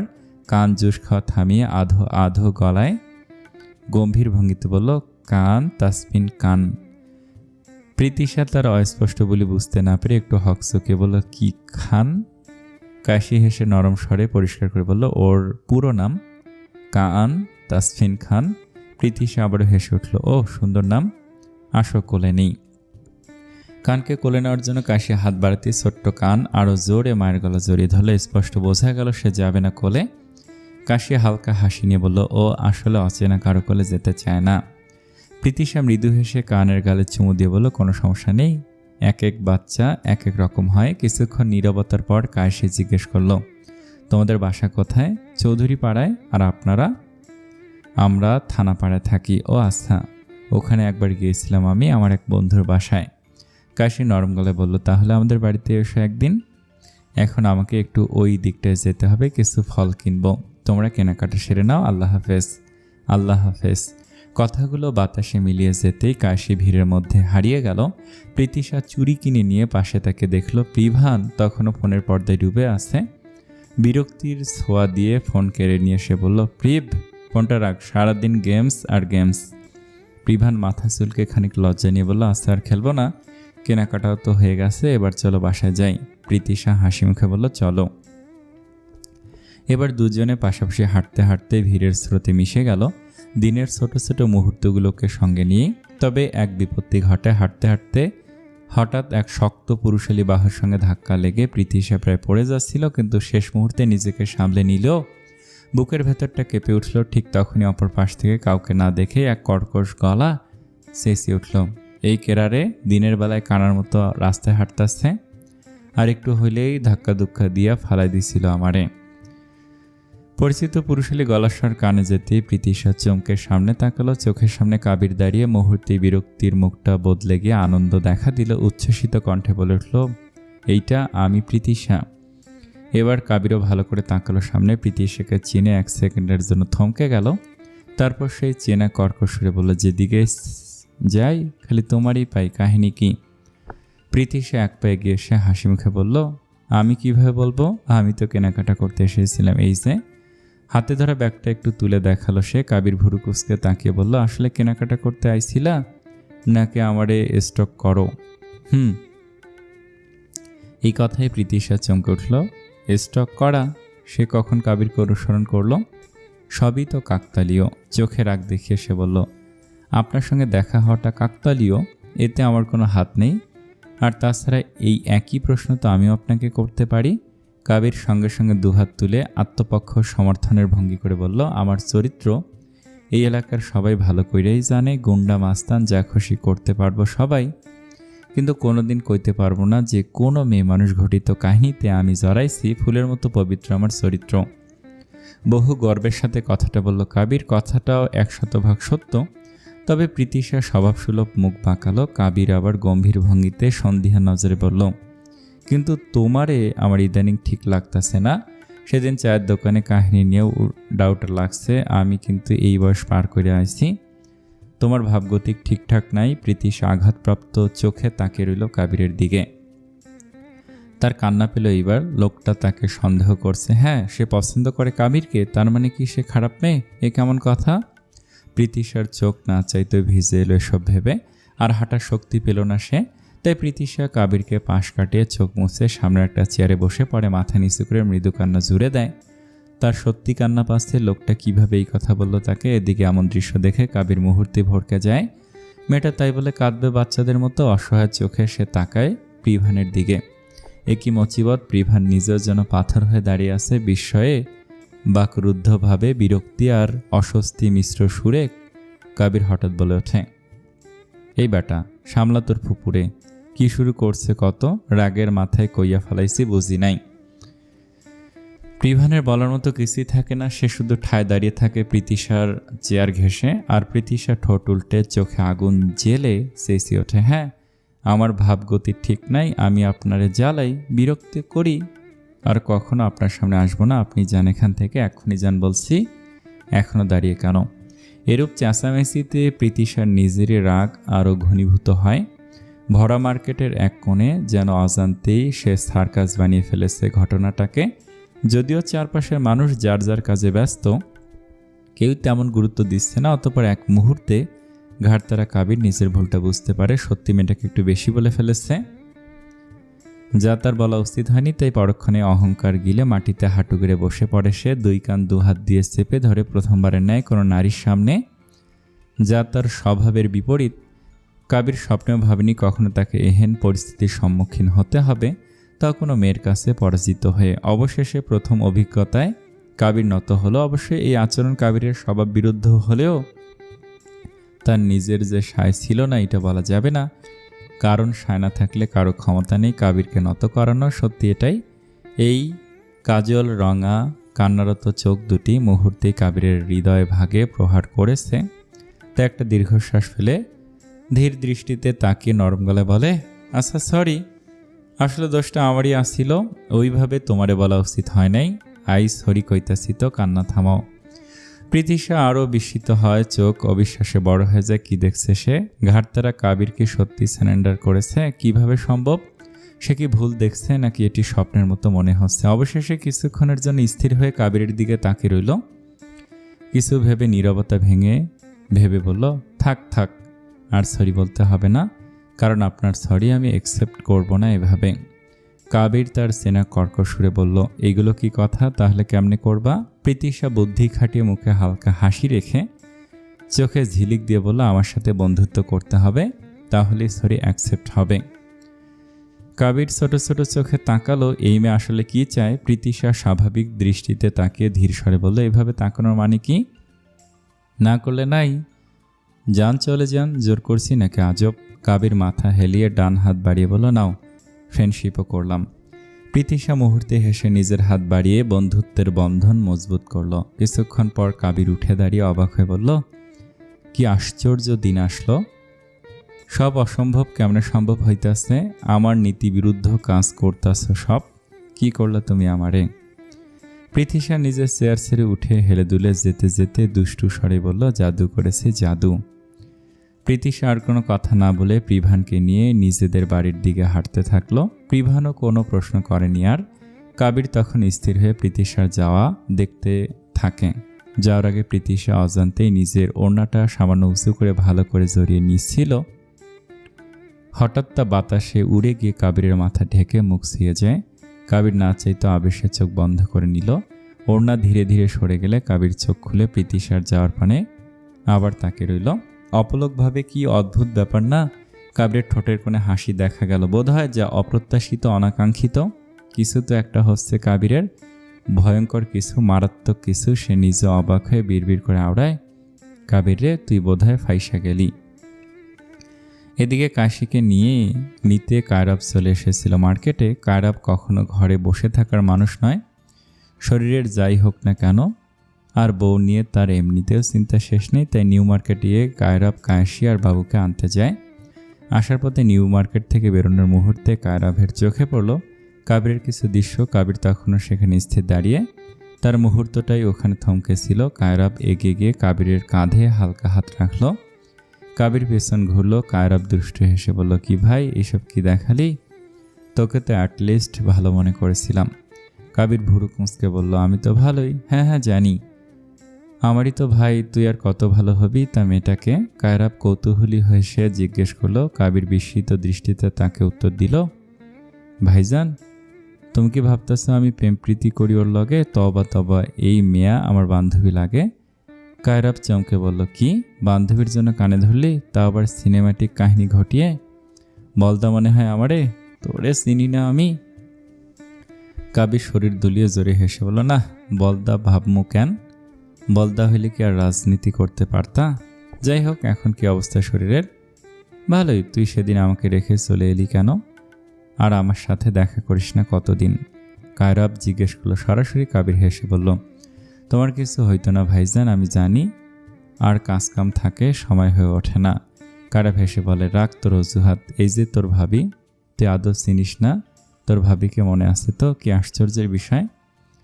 নিজের ছোট ভাইকে বলতে হচ্ছে ভাবিকে চিনিস তো? অবশ্য সব তোর বাউন্ডলের স্বভাবের জন্য।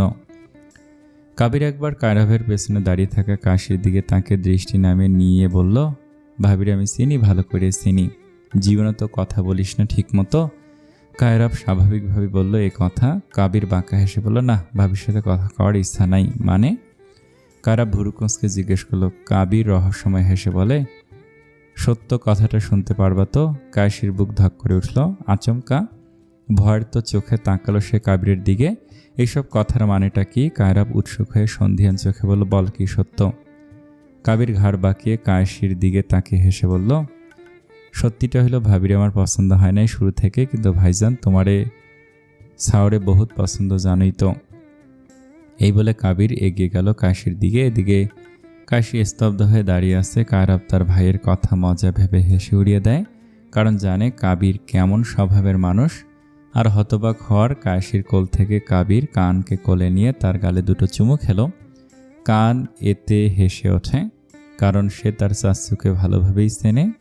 তাই গলা জড়িয়ে ধরল কাবিরের। মাঝে মাঝে কায়রাব কানকে নিয়ে যায় কাবিরের কাছে। তাই কাবির তার অচেনা নয়, বরং আপনজনই। কানকে জাপটে ধরে নিজের খসখসে পুরু ঠোঁট দাবিয়ে বেশ কয়েকটা চুমু খেলো কাবির। অনেকদিন পর দেখা হলো বাচ্চাটার সাথে। চুমু তো খেতেই হবে। এরপর এক ঝটকায় কানকে নিজের কাঁধে তুলে নিল। কানের তো চাচ্চুর কাঁধে ওঠা বেশ পছন্দ, তাই খিলখিল করে হাসল সে অতি আনন্দে। কাবির সেভাবেই কায়রাবকে বলল, তাহলে ভাইজান তোমরা যাওগা, আমি আর কান একটু ঘোরাঘুরি করমু, সন্ধ্যার আগে বাড়িতে দিয়ে আসমুনি ওরে। কায়রাব মাথা নাড়িয়ে বলল, আচ্ছা, সাবধানে যাস। কান কৌতূহলী হয়ে জিজ্ঞেস করলো, চাচ্চু কোথায় যাবো আমলা? কাবির মৃদু ধমকে বলল, হোপ বেটা, জেনে নিয়ে যাবো, হ্যানেই যাবি চুপচাপ। এত কথা কি? আর চকলেট কিনে দিমুনি, যা। কাবিরের ধমকেও হাসলো কান। কাবির আর কিছু না বলে কানকে নিয়ে সোজা পথে হাঁটা দিল। আপাতত বাচ্চাটার সাথে সময় কাটাবে সে। এদিকে কায়রাব কাশির হাত ধরে দুষ্টু হেসে বলল, চলো আমরাও ঘুরে আসি। কাশি হাত ছাড়ল না আজ। কায়রাবের দিকে তাকে একদম ধিমি আওয়াজে বলল, আমি বাড়িতে যেতে চাই কায়রাব, প্লিজ। কাশি বলার ভঙ্গিটা ছিল অত্যন্ত কাতর। সচরাচর এমনভাবে কথা বলে না কাশি, আর কায়রাবের সাথে তো নয়ই। হুট করে অন্যরকম লাগছে তাকে। কায়রাব তা লক্ষ্য করলেও এর কারণ বুঝতে পারল না। তাই খানিকটা উদ্বিগ্ন হয়ে কাশি কপালে হাত ছুঁয়ে জিজ্ঞেস করে, এভাবে কথা বলছো কেন? তোমার কি শরীর খারাপ লাগছে? কাশি দুর্বল ভঙ্গিতে মাথা নাড়ায় আর অস্থির শ্বাস ফেলতে থাকে। কায়রাব এমন অবস্থা দেখে কাশিকে আর জোর করে না, বলল, আচ্ছা যেতে হবে না কোথাও, বাড়িতে যাচ্ছি, চলো। কাশির হাত ধরেই গাড়িতে বসিয়ে নেয় কায়রাব। তারপর বাড়ির দিকে এগিয়ে যায় কালো গাড়িটি দ্রুততম গতিতে। গাড়িতে বসে পুরো রাস্তায় কাশি চুপচাপ ছিল, একদম ধীর স্থির। নিজেকে স্বাভাবিক রাখার চেষ্টা করতে চাইলেও পারছিল না সে। এত বছর পর এই অস্থিরতা কাম্য নয়, মোটেও কাম্য নয়। কাশি বাড়িতে পৌঁছে সোজা নিজের ঘরে চলে যায়। বাইরের শাড়িটা পর্যন্ত পরিবর্তন করেনি, ওভাবে গিয়ে বিছানায় ধপ করে শুয়ে পড়ে। অক্ষিপল্লব বন্ধ হওয়া মাত্র চারদিকে অন্ধকারে ছেয়ে যায়, সেভাবে অবচেতন ভঙ্গিতে ঘুমিয়ে পড়ে সে। ক্লান্তিতে এমনিতেও চোখ বুজে আসছিল তার। কায়রাব এমন আচরণের মানে ধরতে পারে না। সে ঘরে এসে দেখে কাশি বিছানায় শোয়া, একদম গভীর ঘুমে আচ্ছন্ন লাগছে তাকে। কায়রাব ঘরে এসে হাত মুখ ধুয়ে নেয়, আয়নার সামনে দাঁড়িয়ে পরনের সাদা পাঞ্জাবিটা খুলে ফেলে।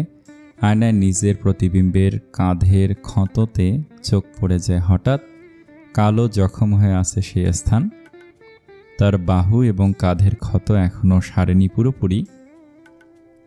আয়নার সামনে দাঁড়িয়ে নিজেকে দেখছিল।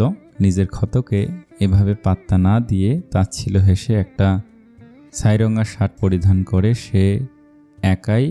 একটু কষ্ট হলেও, কারণ গুলিবিদ্ধ হওয়ার পর নিজে নিজে জামা কাপড় পরতে তার কষ্ট হয়। চিনচিন ব্যথায় কাতর হলেও সাহায্য করার মতো কেউ নেই। হাসপাতাল থেকে ফেরার পর সে নিজেকে নিজেই সামলেছে, কষ্ট হলেও। এতে অভ্যস্ত কায়রাব। সে কারো কাছ থেকে যত্নের আশা কোনো কালেও করেনি।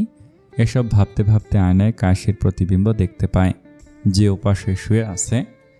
কমলা রঙের শাড়িটা এখনও তার গায়ে। কায়রাবের ভালো লাগে কাশিকে সব রঙের শাড়িতেই, কিন্তু কমলা আর লাল রং তার বেশি প্রিয়। ফর্সা মেয়েটাকে খুব মানায় এই দুটো রং, কিন্তু কখনো মুখ ফুটে কাশিকে তার পছন্দের কথা জানায়নি। পাছে না কাশি রেগে গিয়ে উল্টো এই দুটো রংকে ঘৃণা করা শুরু করে। নিজের অযাচিত ভাবনায় নিজে হাসল সে। তারপর ঘুরে গিয়ে কাশির দিকে এগিয়ে যায় কায়রাব। তবে বিছানায় নয়, বিছানার পাশে মেঝেতে গিয়ে বসে পড়ে। যেদিকটায় কাশি ঘুমে বিভোর, মাথাটা বিছানায় হেলিয়ে দিয়ে কাশিকে দেখতে থাকে মন ভরে। মেয়েটাকে এখনো বুঝে উঠতে পারল না সে। এই রাগ করবে, এই চুপচাপ হয়ে থাকবে, এই আবার ঝগড়াঝাটি করবে, একটু ভালো করে কথা বলবে না কায়রাবের সাথে। কেন? কায়রাব কি এতই খারাপ? তাকে কি ভালোবাসা যায় না? সে তো কাশির কাছে আর কিছু চায়নি কোনোদিন। মনে মনে প্রশ্ন করছিল কাশিকে, কিন্তু একটারও উত্তর পেল না। অগত্যা কিছু সময় পর কায়রাবের চোখে ঘুম নেমে এলো। অবশ্য ঘুমানোর আগে বউটার কপালে একটা চুমু খেয়ে নিয়েছে সে। আর নিজের বউয়ের প্রতি মৌন অভিযোগ করল না, কারণ এসব তো কেউ শুনবে না। কাশি তো জানবেই না তার স্বামীর আহাজারি, আর কায়রাব নিজেও হয়তো ভুলে যাবে ঘুম থেকে জাগলে। কাশির ঘুম ভাঙলে দেখে কায়রাবকে নিজের মাথার কাছে ঘুমানো অবস্থায়, কিন্তু মেঝেতে বসে। এ কেমন ঘুম? কাশি হকচকিয়ে যায়, কিছুটা দূরে সরে গিয়ে মাথা নিচু করে কায়রাবকে দেখার চেষ্টা করে এক পলক। দেখল সে ঘুমে মগ্ন। তবু উঠে গিয়ে কাশি কায়রাবের কাঁধে হাত রেখে আলতো স্বরে ডাকে, উঠে বিছানায় গিয়ে ঘুমান, এভাবে শুয়ে থাকলে ঘাড় ব্যথা করবে তো। মেয়েলি রিনরিনে গলার স্বর পেয়ে ঘুম হালকা হয় কায়রাবের। মাথা উঠিয়ে চোখ কুঁচকে স্বাভাবিক হয়ে সামনে দেখতে পায় কাশিকে। কাশি তৎক্ষণাৎ কাঁধ থেকে হাত সরিয়ে নেয়, তারপর চলে যায় শাড়ি চেঞ্জ করতে। কায়রাবও উঠে দাঁড়ায়, তবে আর শোয়া হয় না বিছানায়। দরজায় ঠক ঠক আওয়াজ শুনে সম্বিত ফিরে আসে কায়রাবের। কায়রাব ভেতরে আসতে বললে কায়রা কানকে নিয়ে ভেতরে আসে। কান তখন কায়রার কোলে ঘুম। কায়রা সন্তর্পণে বিছানায় কানকে শুয়ে দেয়। তার পাশে প্রক্সি হিসেবে দুটো কোলবালিশ রাখে। এরপর কায়রা ঘুরে কায়রাবকে অভিযোগ করে বলে, ছোট ভাইজান কানকে দিয়ে গেল একটু আগে। কতবার বললাম ভাইজান থেকে যাও, শুনলই না কথা, উল্টো আমাকে বকে চলে গেল। কায়রাব হেসে বলল, ও কেমন জানিসই তো, নিজের মর্জি মতো চলে। কায়রা শ্বাস ফেলে বলে, ছোট ভাইজানকে বিয়ে করিয়ে দাও, তাহলে যদি ছন্ন ছাড়া জীবন ছেড়ে একটু স্বাভাবিক হয়। কায়রাব ঠোঁট কামড়ে হেসে বলল, হবে হবে, কাবিরও স্বাভাবিক হবে, শুধু সময়ের অপেক্ষা। বউ এমন একটা জিনিস যাকে দেখে স্বয়ং সিংহ ভয় পায়। তো কাবির আর কি। পুরো কথা বলার আগে ওয়াশরুম থেকে বেরিয়ে আসে কায়েসি। কায়রাবের কথার মাঝেই রুর স্বরে বলে, তো বউজাতি সম্পর্কে আপনার এমন ধারণা? কায়রাব থমকে যায়, এই রে এসে গেছে নারীবাদী নেত্রী। কায়রাব আর কথা বাজল না। কায়রা মিসে হাই তুলে বলে, তো তোমরা ঝগড়া কন্টিনিউ করো, I need a deep sleep, so good night guys. এই বলে কায়রা হেলে দুলে নিজের ঘরে চলে গেল। আর এদিকে কায়রাব আলনা থেকে একটা টাওয়াল নিয়ে বলল, বাইরের পুলে যাচ্ছি, গোসল করবো, এসো। কাশি ভুরু কুঁচকে বলে, আশ্চর্য, আমাকে কেন ডাকছেন, আমি কেন যাব? কায়রাব টাওয়ালটা কাঁধে রেখে নিজের গোফের কোনা আঙুল দিয়ে সামান্য ঘুরিয়ে হেসে বলে, কারণ তুমি আমার বউ, আমি গোসল করবো আর তুমি দেখবে বসে বসে, এর জন্য এসো। কাশি কথা না শুনে তেরামি করে ঘুরে চলে যেতে গেলে কায়রাব পেছন থেকে গম্ভীর স্বরে বলে, তুমি আমার কাঁধে উঠতে চাও বললেই পারো, এত ভনিতা করার প্রয়োজন কি? যদিও কাঁধে ব্যথা, তবে সমস্যা নেই। কাশি ঘুরে তাকে বিস্মিত স্বরে বলল, মানে? কায়রাব দাঁতে দাঁত চেপে বলল, মানে তুমি যদি আমার সাথে ভালোভাবে না আসো পুলে, তাহলে আমি কাঁধে তুলে নিয়ে যাব তোমায়। কাশি কছম। এই কথায় কাশি কিছুক্ষণ জ্বলন্ত দৃষ্টিতে কায়রাবের দিকে তাকিয়ে থাকে। কতটা অসভ্য হলে এমন কথা বলতে পারে কেউ? কাশির খেয়ে ফেলা লোক দেখে কায়রাব দুষ্টু হেসে লজ্জা পর ভান করে বলে, ইস, এভাবে তাকাও কেন, কেমন জানি লাগে। এই শুনে কাশি রেগে মেগে পা দিয়ে দেয়ালে লাথি মারে। তারপর রাগান্বিত হয়ে হনহন করে নিজেই চলে যায় পুলের দিকে। আর কায়রাব পেছনে দাঁড়িয়ে হুহা হাসতে থাকে। বেশ জব্দ করে গেছে তার নিজের বউকে। পুলের একপাশে কাশি নিজের কাঁধে তোয়ালে নিয়ে দাঁড়িয়ে আছে নির্লিপ্তভাবে। হ্যাঁ, অনিচ্ছা সত্ত্বেও কায়রাবের ওপর বৌগত দায়িত্ব পালন করতে হচ্ছে তাকে। কাশির দৃষ্টি পুলে থাকা সর্বোত্তম নির্লজ্জ পুরুষের উপর, যে সাঁতরে সাঁতরে বিশাল পুলে এপাশ থেকে ওপাশ যাচ্ছে, সামনে বুকে দাঁড় করিয়ে রেখে। আর কায়রাব যে সত্যি পাগল একটা লোক, এ বিষয়ে বিন্দুমাত্র সন্দেহ নেই কাশির। না হলে এই হাড় হিম করা শীতের রাতে কেউ পুলে এতক্ষণ সাঁতরাতে পারে? এতক্ষণ নির্লিপ্ত থাকলেও কাশি এবার আর চুপ থাকতে পারল না, বলল, আমি কিছু বললে তো খারাপ হয়ে যাব? এই শীতের রাতে ঢং করে গোসল করার মানেটা কি তা পুলে? কায়রাব বউয়ের কথায় সাঁতার থামালো। এক জায়গায় থিতু হয়ে বাম হাতে চুলগুলো কপাল থেকে সরিয়ে ব্যাকব্রাশ করে নিল। আউটডোর লাইটের আলোয় কায়রাবের সফেদ উদাম শরীরে পানির কণাগুলো মুক্তোর ন্যায় জ্বলজ্বল করছে। শুধুমাত্র কালো ট্রাউজার পরনে তার। এসব না চাইতেও কাশির দৃষ্টিগোচর হলে অস্বস্তিতে চোখ পিটপিট করে অন্যদিকে দৃষ্টি ঘুরিয়ে নেয়। হাঁসফাঁস করে উঠে চিত্ত কায়রাব তা লক্ষ্য করে হেসে বলে, এদিকে তাকাও কাশি, জাস্ট লুক অ্যাট মি। ঢং করে কি আর এমনি এমনি গোসল করছি শীতের রাতে? বউ তো আমার দিকে ফিরেও তাকায় না। ভাবলাম বডি টডি দেখিয়ে যদি একটু পটানো যায় আর কি। তাই আর কি, জনদর্দি নেতার এই ছোট্ট প্রয়াস। কাশি এখন অন্যদিকে তাকিয়ে আছে, তা দেখে কায়রাব রেগে বলল, তুমি আমার দিকে না তাকালে কিন্তু আমার সাথে এই ঠান্ডা পানিতে গোসল করাবো তোমায়। কাশি এবার তাকায়, ঠোঁট গোল করে শ্বাস ফেলে বলে, আচ্ছা একটা কথা বলবেন, আপনি সব কিছুতে আমার জোর করেন? কায়রাব হেসে বলে, সত্যি কি সব কিছুতে জোর করি? আর তোমার ভাষ্যমতে জোর যদি করেও থাকি, তার কারণ তোমার অজানা নয়। আমার ভালো কথা তুমি কখনো শোনো না। কাশি কিছুক্ষণ চুপ থেকে বলে, এখন আপনার এমন পাগলামিগুলো মানায় না। যখন পাগলামি করার কথা ছিল তখন তুমি আমার ছিলে না কাশি। আপনি অলিক স্বপ্ন দেখছেন কায়রাব, আর কখনো কিছু সম্ভব না। অলিক স্বপ্ন এত সুখকর হলে স্বপ্ন দেখলে ক্ষতি কি? সব হয়েছে, শুধু তুমি গ্রহণ করতে পারোনি। এই দুই নরনারীর কথাবার্তা বড্ড ধাঁধাময়, যা বিভ্রমে ফেলে দেয়। কথা বলতে বলতে কায়রাব উঠে আসে পুল থেকে। শরীরটা মুছে কায়রাব ভেজা অবস্থাতেই কাশিকে কোলে তুলে নেয় আর হেঁটে যেতে থাকে বেসমেন্টের পাশের ছোট্ট রুমটায়। কাশি আর কিছুই বলে না, এবার ভেতরে ভেতরে ডুকরে ওঠায় শরীর কেঁপে ওঠে সামান্য। এভাবে কেঁপে ওঠায় না চাইতেও ভরসা হিসেবে কায়রাবকে আঁকড়ে ধরে। কাশি সম্বিত ফেরে যখন বালিশে মাথাটা ঠেকে, তার ঠিক সামনে কায়রাব ঝুঁকে আছে উবু হয়ে। এখনও কাশির ঘূর্ণা কাটায় কায়রাবের গলা জড়িয়ে রয়েছে। কায়রাব কাশির কপালে বড্ড আবেশে ঠোঁট ছুঁয়ে বলে, তুমি আমার সাথে স্বতঃস্ফূর্তভাবে মিশে গেছো কাশি। এইটার সব থেকে বড় প্রমাণ কি জানো? কাশি মৃদু ফুপিয়ে বলে ওঠে, কি? কায়রাব নিচু হয়ে কাশির শাড়ির আঁচল কোমর থেকে সরিয়ে উজ্জ্বল ধবধবে উদর উন্মুক্ত করে। কায়রাব আরও একবার দেখে সেই সেলাইয়ের মসৃণ দাগের রেখা, যা নাভি থেকে নিচের দিকে পেটের মাঝ বরাবর রয়েছে। ঠিক সেই স্থানে কায়রাব আরও একবার ঠোঁট ছুঁয়ে দেয় ভীষণ অনুরাগ নিয়ে। এখান থেকে আগমন হয়েছিল তার অংশের, তার রক্তের। স্বামীর এমন অনুরাগ মিশ্রিত ঠোঁটের স্পর্শ অনুভব করা মাত্রই এতক্ষণ ধরে জমে থাকা অশ্রু গড়িয়ে পড়ে কাশির অক্ষিকোণ বেয়ে। কায়রাব ধীর গলায় বলে, তুমি আমার অস্তিত্বে মিশে আসো, এর থেকে বড় প্রমাণ আর কিছুই হতে পারে না। কান আর আমার ভালোবাসার ফল। কাশি প্রথমবারের ন্যায় একটু হলেও কায়রাবের অনুভূতি উপলব্ধি করলো, তাই ছটফটিয়ে বলার চেষ্টা করে, আপনাকে আমার কিছু বলার আছে কায়রাব, আমি। কিন্তু কায়রাব সেসব শুনল না। সে আবেগের তাড়নায় বিকুল হয়ে কাছে টেনে নিল কায়সিকে। কাশির কিছু বলার অপেক্ষা রাখল না সে। কায়সি আর বলার সুযোগ পেল না। বিচিত্র অপ্রকাশ্য অনুভূতিতে টালমাটাল হয়ে অন্য জগতে হারিয়ে গেল দুজন কপতি। কায়রাবের কাছে তা ভালোবাসার অনুভূতি হলেও কায়সির কাছে এসব জর্জরিত অনুভূতি ছিল এতকাল। কিন্তু আজকের এই স্বামী সুলভ স্পর্শে অজান্তে আহ্লাদি হলো কায়সি, প্রফুল্ল হলো চিত্ত। আজ যে পীড়া লাগছে না, এই ছোঁয়া বরং আপ্লুত হলো সে। তাহলে কি কায়সির উচিত একবার চেষ্টা করা কায়রাবকে বুঝতে? মনে মনে কায়সি ভেবে নিল যে সে সংসারটা করবে এবার জোর জবরদস্তি বা অনিচ্ছায় নয়, নিজের অধিকার বুঝে। একবার চেষ্টা করে দেখুক না হয়।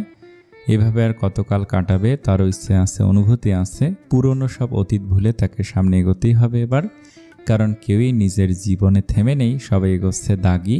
পুরনো অনুভূতি সরিয়ে নতুনকে আপন করে। তাহলে কাশি কেন পারবে না? সেও পারবে, পারতেই হবে। কাশি ঘুম ভাঙার সঙ্গে সঙ্গে এক মুহূর্ত দেরি না করে সোজা নিজের ঘরের দিকে পা বাড়ায়। খুব ভোরও নয়, ঘড়ির কাঁটায় তখন মাত্র 7টা। তবু বুকের ভেতর অকারণ তারা বাচ্চাটার জন্য। তাই হন্তদন্ত হয়ে ঘরে ঢুকেই তার চোখ পড়ে কানের দিকে। বাচ্চাটা এখনো গভীর ঘুমে মগ্ন। কাল রাতে কানের কথা বেমালুম ভুলে গিয়েছিল কায়সি। এবার মনে মনে স্বস্তির শ্বাস ফেলে সে। ভাগ্য ভালো আগে উঠে যায়নি। কান না হলে মাকে কাছে না পেলে কান্নায় ভেঙে পড়তো। এক ফোঁটা দীর্ঘশ্বাস ফেলে নিশ্চিন্ত হয়ে 2 কাপড় হাতে সরাসরি বাথরুমে ঢুকে পড়ে সে। কনকনে শীত, তবু মোটর চালিয়ে ঠান্ডা পানিতে গোসল করলো সে। গরম পানি কাশি সহ্য হয় না, শীত হোক বা গ্রীষ্ম।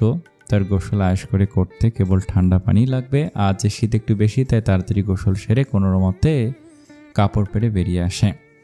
ঠিক তখনই কান নড়েচড়ে উঠে বসে। ঘুম ভেঙেছে তার। ঘুম জড়ানো চোখে ছোট ছোট হাত মুঠো দিয়ে চোখ কসলায়। উল্টো পিঠে বসে পড়ে ব্যস্ত হাতে। শাড়ি পরতে পরতে কাশির চোখ পড়ে ওর দিকে। আরে আব্বু যে, এত তাড়াতাড়ি উঠে পড়েছ কেন? আরেকটু ঘুমাও, এখনো তো খুব সকাল হয়নি। মায়ের কণ্ঠ পেয়ে পেছন দিকে তাকিয়ে ফোকলা দাঁত বের করে হাসে কান। শিশু সুলভ টানে বলে, আল ঘুম দিব না, ঘুম শেষ। শাড়ির আঁচল ঠিক করতে করতে কাশি তাকে কোলে তুলে নেয়। ঠোঁটে নরম হাসি নিয়ে বলে, আচ্ছা তাহলে চলো, আগে হাত মুখ ধুয়ে দেই, তারপর একটু আরবি শেখাবো কেমন? কান ভদ্র শিশুর মতো মাথা দোলায়। উষ্ণ পানির সাথে ঠান্ডা পানি মিশিয়ে মায়ের হাতে ধুয়ে নেয় তার হাত মুখ। এরপর সাদা উলের কর্পটের ওপর বসে মুখে মুখে আরবির ছোট্ট ছোট্ট শব্দ বলে কায়সি। কান মন দিয়ে শুনে অনুকরণ করে। শুধু আরবি নয়, স্বরবর্ণ, ব্যঞ্জনবর্ণ, সংখ্যা সবই কায়সির ঘরোয়া পাঠেই শেখাচ্ছে। কানের বয়স 5 হলে স্কুলে দেবে, তার আগে এই ঘরটাতেই হবে তার পাঠশালা। অযথা প্লে নার্সারি নয়, একেবারে প্রথম শ্রেণীতে ভর্তি করাবে কানকে। এই সিদ্ধান্তে কায়সি অটল। পড়ার পাঠ শেষ হলে কানকে কোলে নিয়ে সিঁড়ি বেয়ে নিচে নামে সে। রান্নাঘরে ঢুকে সিল্কের পাশে খালি জায়গায় ছেলেকে বসিয়ে দেয়। মাথা চুলকাতে চুলকাতে কান আধো আধো স্বরে বলে, মা দুধু খাবো, খিদে পাচ্ছে। চুলে তখন দুধ বসানো হয়েছে। কাশি মৃদু হেসে বলে, জানি বাবা, খিদে পেয়েছে। কাল রাতেও ঘুমের মাঝে এইটুকুনি খেয়েছ, তাই তো তোমার দুধও আগেই বসিয়েছি। এরপর সেলফ থেকে কিছু কিশমিশ নামিয়ে পানিতে ভিজে বাটিতে দেয়। কানের হাতে, নাও এগুলো আগে খেয়ে নাও। বাটি হাতে নিয়ে কান খুশিতে বলে, ও কিশমিশ, হ্যাঁ এখন খাওয়া শুরু করো, আমি দুধটা নামাই। দুধ নামিয়ে ফিডারে ঢালে কাশি। এখনো ফিডার ছাড়েনি কান। গ্লাসে দিলে মুখ ঘুরিয়ে নেয়, খেতে চায় না। কাশি অবশ্য কিছু বলে না, একভাবে খেলেই হলো। কাজের মাঝে রান্নাঘরে ঢুকে পড়ে কায়রা। এক লাফে এসে কানের পাশে বসে, চোখ মুখে দুষ্টুমি ভাব। কানের দুগালে দুটো চুমু দিয়ে কায়রার চোখে পড়ে কাশির ভেজা চুলে, যা তোয়ালে দিয়ে অর্ধেক বাঁধা এখনো। কাশি তখন চা বানাচ্ছিল দুজনের জন্য। সকাল সকাল ননদ ভাবি চা খায় প্রতিদিন। এদিকে কায়রা ভাবছে অন্য কিছু। সে জানে তার ভাবির সকালে গোসল করার অভ্যাস, তাই বিষয়টাতে সহজভাবে নিলেও পরক্ষণে চোখ পড়ে যায় গলার কাজটায়। এবার সব স্পষ্ট হয়ে যায়। কায়রা ছোট ছোট চোখে পরখ করে নেয় একবার, তারপর সব গুছিয়ে হাসতে হাসতে বলে, কি ব্যাপার ভাবি? সকাল সকাল গোসল? দুধের ফিটারটা কানের হাতে ধরিয়ে দেয় এবার, তারপর চায়ে চিনি দিতে স্বাভাবিক স্বরে বলে, সকাল সকাল গোসল নতুন কি? আমি তো সকালে উঠে গোসল করি, নতুন জানলে নাকি? আজ অবশ্য দেরি হয়েছে, এমনিতে ফজরের আগে উঠে যাই। আর পারলে তুমিও ফজরের আগে উঠে নামাজ পড়বে, তারপর পড়তে বসলে দেখবে পড়া তাড়াতাড়ি কমপ্লিট হয়ে যাবে, বেলা অবধি ঘুমানো ভালো নয়। কাশি এখনো বুঝতে পারেনি কায়রার খুনসুটির আভাস। কায়রা তার দুষ্টুমি বজায় রেখেই হেসে ফিস ফিস করে বলল, সে উঠবো না হয়, কিন্তু ভাবি আজ তুমি অন্যরকম গ্লো করছো। হয়তো আমার ভাইজানের ভালোবাসায়, না জানি আমি কবে এমন গ্লো পাবো। ইস, দুঃখ। কাশি এমন কথায় ভুরু কুঁচকে তাকালো, এবার বুঝতে পারলো বোধহয়। ছোট ছোট চোখে কায়রার দিকে তাকে বলল, তোমরা তিন ভাই বোন এত বদমাশ কেন? মানে এত মিল কিভাবে তোমাদের? রক্তের সম্পর্কের বড় উদাহরণ তোমরা। কায়রা ভুরু কুঁচকে হেসে বলল, আমাদের চিনে গেছো বুঝলাম, কিন্তু ছোট ভাইজানের সঙ্গে কথা হয়েছে তোমার, না হলে কিভাবে বুঝলে ছোট ভাইজানও বদমাস? কাশি আলতো শ্বাস ফেলে মাথা নামিয়ে নিল, তারপর দুটো কাপে চা ঢেলে বলল, বলেছি কথা, তোমার বড় ভাই নিজেই দেখা করিয়েছে। কায়রা চা হাতে নিয়ে বলল, ও তাহলে ঠিক আছে, এক দেখাতেই ছোট ভাইজানকে সবাই চিনে ফেলে। আর শোনো ভাবি, তুমি বললে না আমরা এক লেভেলের বদমাস? ভুল জানো তুমি। ছোট ভাইজানের ধারের কাছেও নেই আমরা দুজন, সে টপনস লেভেলের বদমাস। এই কথা বলে কায়রা উচ্চস্বরে গা দুলিয়ে হেসে উঠল। কাশি কিছু বলল না, সে সাধারণ হাসি হেসেই চাতে চুমুক দিল। ইতিমধ্যে কানের ফিডার শেষ। কানের খাওয়া শেষ হতেই তাকে কায়রা বসার রুমে সোফায় বসিয়ে টিভি চালু করে দিয়ে চলে যায়। তারপর কায়রা আবার রান্নাঘরে ফিরে আসে। এতক্ষণ চা খেতে খেতে কাশি রান্নাঘরের রান্না সাজিয়ে নিচ্ছে। কাশি কায়রাকে দেখে জিজ্ঞেস করলো, তুমি আজ ভার্সিটি যাবে না? কায়রা তখন সবজি কাটছিল, ভাবির হাতে হাত সাহায্য করতে। উত্তরে বলা, না আজ যাব না, ফার্স্ট ইয়ারদের নবীনবরণ আজ, আমি গিয়ে কী করব? কাশি মাথা নাড়ায়। ঠিক সেই সময় কায়রা রান্নাঘরে প্রবেশ করলো। সে পেছন থেকে কাশিকে ডাকলো প্রতিদিনকার ন্যায়, কাশি আমি বেরোচ্ছি। কাশি আর কায়রা দুজনেই পেছনে তাকালো। পরিচিত পুরুষালী আওয়াজে দেখলো কায়রা সাদা পাঞ্জাবি আর কোট প্যান্ট পরে সম্পূর্ণ রেডি। বিবাহিত জীবনে এই প্রথমবার বোধহয়। কাশি নরম গলে বলল, আর 10 মিনিট ওয়েট করতে পারবেন? ভাত তো হয়ে গিয়েছে, আপনি খেয়ে যান, খুব তাড়া আছে কি? এই কথায় কায়রা বড় বড় চোখে সামনে তাকালো মেরুন রঙা শাড়ি পরা রমণীর পানে। কায়রাও তার দিকে অবাক হয়ে তাকিয়ে রইল। তারপর দুই ভাই বোন নিজেদের মধ্যে চোখাচোখি করে নিল। এই অদ্ভুত দৃশ্য কাশিকে বিস্মিত করে দেয়। এভাবে কেন তাকাচ্ছে? সে কি এমন বলেছে আজব? কায়রা হা হওয়া অবস্থায় বললেই, কায়রা আমার বউকে দেখেছিস? আমার বউ কই? কে এটা? আমার বউয়ের মতো দেখতে।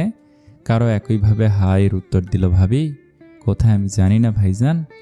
দুই ভাই বোনের হালকা ছলে তুচ্ছ ঠাট্টা শুনে কাশি মুখে অপ্রকাশ্য রাগা ভাসল। সে বলল, এত অভিনয় করার দরকার নেই, আমি তো ভালোভাবেই জিজ্ঞেস করেছি, কিন্তু না, আজকাল আমার ভালো কথাও যেন সবার খারাপ লাগছে।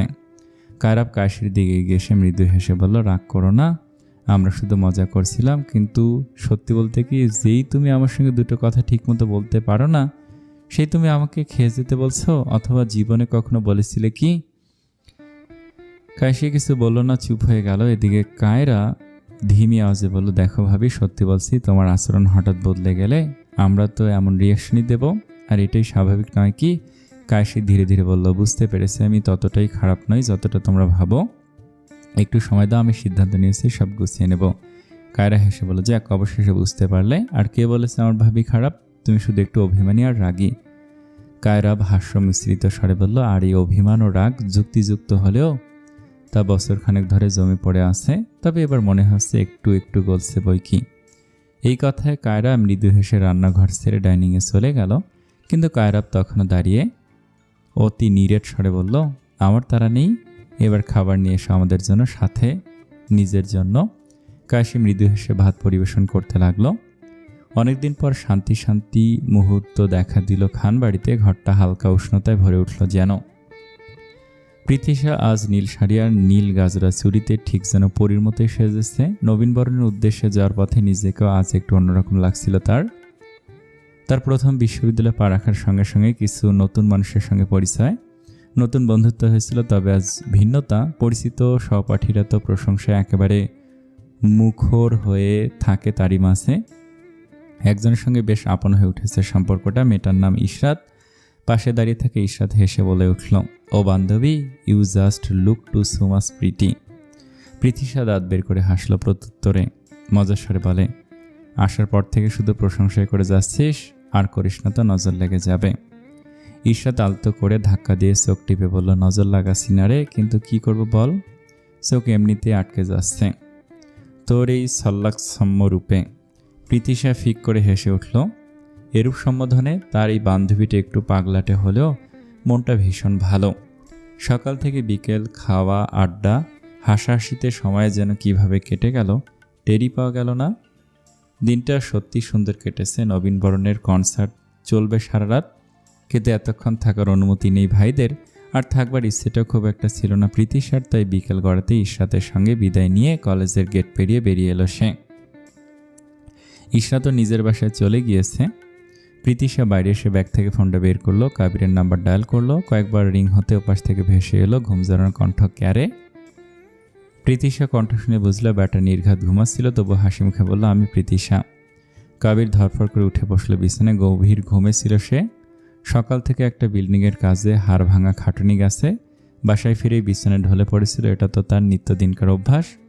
ফোন দিছো কেন, কি হয়েছে? আজ তোমার কি কোনো কাজ আছে? মানে তুমি বিজি নাকি?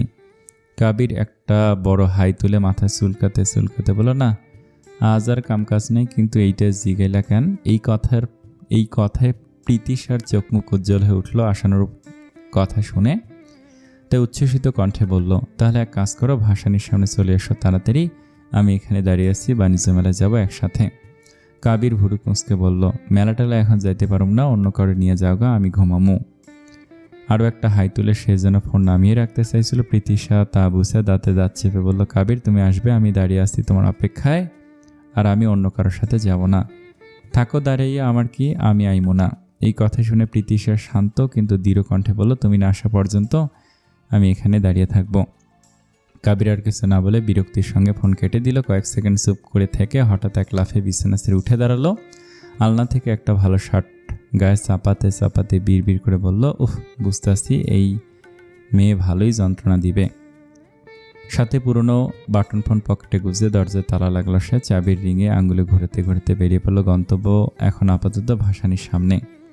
অন্যদিকে পৃথিশা জানতো কাবির আসবে, যতই তারা কথা বলুক, যতই না আসার ভান করুক, শেষমেশ ঠিক চলে আসবে। ভাবনার মাঝে সত্যি সত্যি তাকে দেখতে পেল পৃথিশা। কাবির একটা মেরুন শার্টের ওপর কালো জ্যাকেট পরেছে,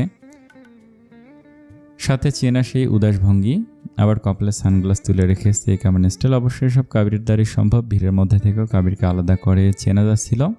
কাছে এসে কাবির একটু বিরক্ত নিত্য অভ্যাসে সুরে বলল, আমার লগে এত ঘোরাঘুরি করা লাগে কেন? আর একটা কথা খেয়াল করলাম, আমার না তুমি আপনি কইতা আগে, আজকে ফোন দিয়ে ডাইরেক্ট তুমি কইলা কেমনে? পৃথিশা হেসে বলল, ওই যে সেদিন না বন্ধু হলাম, বন্ধুদের মাঝে আবার আপনি আসে নাকি? কাবির হালকা করে ঘাড় নাড়ল। তখনই যেন নতুন করে চোখে পড়ল পৃথিশার ওপর নীল শাড়িতে তার সামনে ঠিক যেন কোনো নীল হুর দাঁড়িয়ে আছে। কাবির প্রশংসা করতে জানে না, এই সত্যটা তার নিজের কাছে পরিষ্কার, তাই মুখ ফুটে কিছু বলল না। কিন্তু কাবির এই নীরব তাকে থাকাটা এড়ালো না পৃথিশার চোখ। সামনের মানুষটার দৃষ্টিতে খারাপ কিছু নয়, বরং মুগ্ধতায় খুঁজে পেল সে। তাই একটু অপ্রস্তুত না হয়ে স্বাভাবিক হয়ে বলল, এইভাবে কি দেখছো? ততক্ষণে দুজনে হাঁটা শুরু করেছে রাস্তায়। কাবির দৃষ্টি সরিয়ে নিয়ে বলল, কিছু না। আবার ভাইব না, তোমার থোবরা দেখতেছি, অত সুন্দর না তুমি। তার সোয়েটার বা চাদর কিছু পরো নাই কেন? সারাদিনে ঠান্ডা না লাগলেও বিকাল থেকে তো ঠান্ডা ধরবই।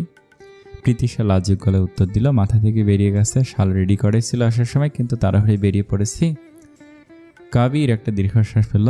তোমার আঙ্কেল কবে হইব বলো তো? পৃথিশা শুধু হাসলো। কথার ফাঁকে ফাঁকে সত্যি ঠান্ডা লাগতে শুরু করেছে তার। দুই হাত আড়াআড়িভাবে বাহুতে ঘষে একটু উষ্ণতা খুঁজল পৃথিশা। ঠিক তখনই কাবির জ্যাকেট খুলে তার দিকে বাড়িয়ে দিল। পয়রা নাও, আর ঠান্ডা লাগবে না। পৃথিশা অবাক হলে জ্যাকেটটা পরে নিল। কাবিরটাকে বোঝা বড় দেয়। জ্যাকেট পরতে একটা চেনা অচেনা পুরুষের ঘ্রাণ এসে নাকে লাগলো। কেন জানি না ভালো লাগলো তার। আবেশিত হয়ে হঠাৎ নিজের অনুভূতিটা বুঝে উঠতেই সে নিজে হেসে উঠল। তারপর কাবিরের দিকে তাকে বলল, তোমার ঠান্ডা লাগবে না? কাবির হালকা ভঙ্গিতে বলল, পোলা মানুষের সব সইয়া যায়, আর এইটা তো সামান্য ঠান্ডায়, আর তাছাড়া ফুল হাতা শার্ট পরছি, সমস্যা নেই।